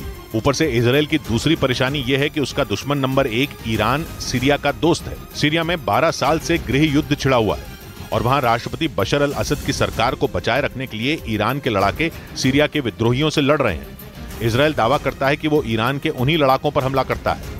वहीं प्रशांत महासागर में अमेरिका को नई चुनौती देने के लिए चीन ने वहां बसे टापू देश किरिबस को अपने पाले में लाने के लिए नई चाल चल दी। चीन ने पहली बार अपनी नौसेना के एक जहाज को किरिबस भेज दिया। इस जहाज पर चीन की सेना का अस्पताल बना है।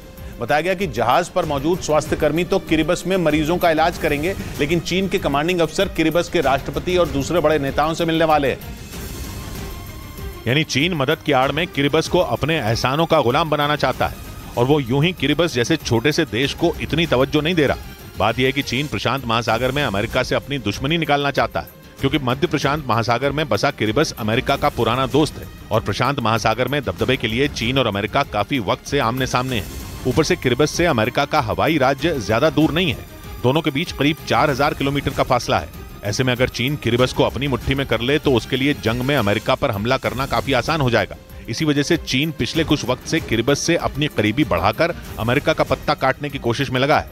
इधर रिलायंस फाउंडेशन की चेयरपर्सन नीता अंबानी अमेरिका के न्यूयॉर्क में भारतीय संस्कृति से जुड़ी एक प्रदर्शनी में शामिल हुई, जहां उन्होंने विदेशों में भारतीयों की बदलती छवि पर खुशी जताई। इस दौरान उन्होंने प्रधानमंत्री के हाल में हुए अमेरिका दौरे का जिक्र कर भारत के बढ़ते आत्मविश्वास की तारीफ की। नीता अंबानी ने विदेशों में भारतीय युवाओं के बढ़ते दबदबे की भी सराहना की। रिलायंस फाउंडेशन न्यूयॉर्क में 21 जुलाई से एक प्रदर्शनी की शुरुआत करने जा रहा है, जिसमें भारत के 600 साल के इतिहास की झलक दिखाई जाएगी। I just think that the confidence in India at this moment is so high, and it's wonderful to see this happening. रात के अंधेरे को रोशनी वो क्या देगा? रात के अंधेरों को रोशनी वो क्या देगा? एक दिया जलाएगा, 100 दिए बुझा देगा। 100 बात की बात कही सागर ने। सबके नकली चेहरे हैं, अब सबका आलम है, कोई इस जमाने में किसको आईना देगा। मिलते हैं कल, घड़ी जब इशारा करेगी 9 बजे रात का, वक्त फिर होगा 100 बात की एक बात।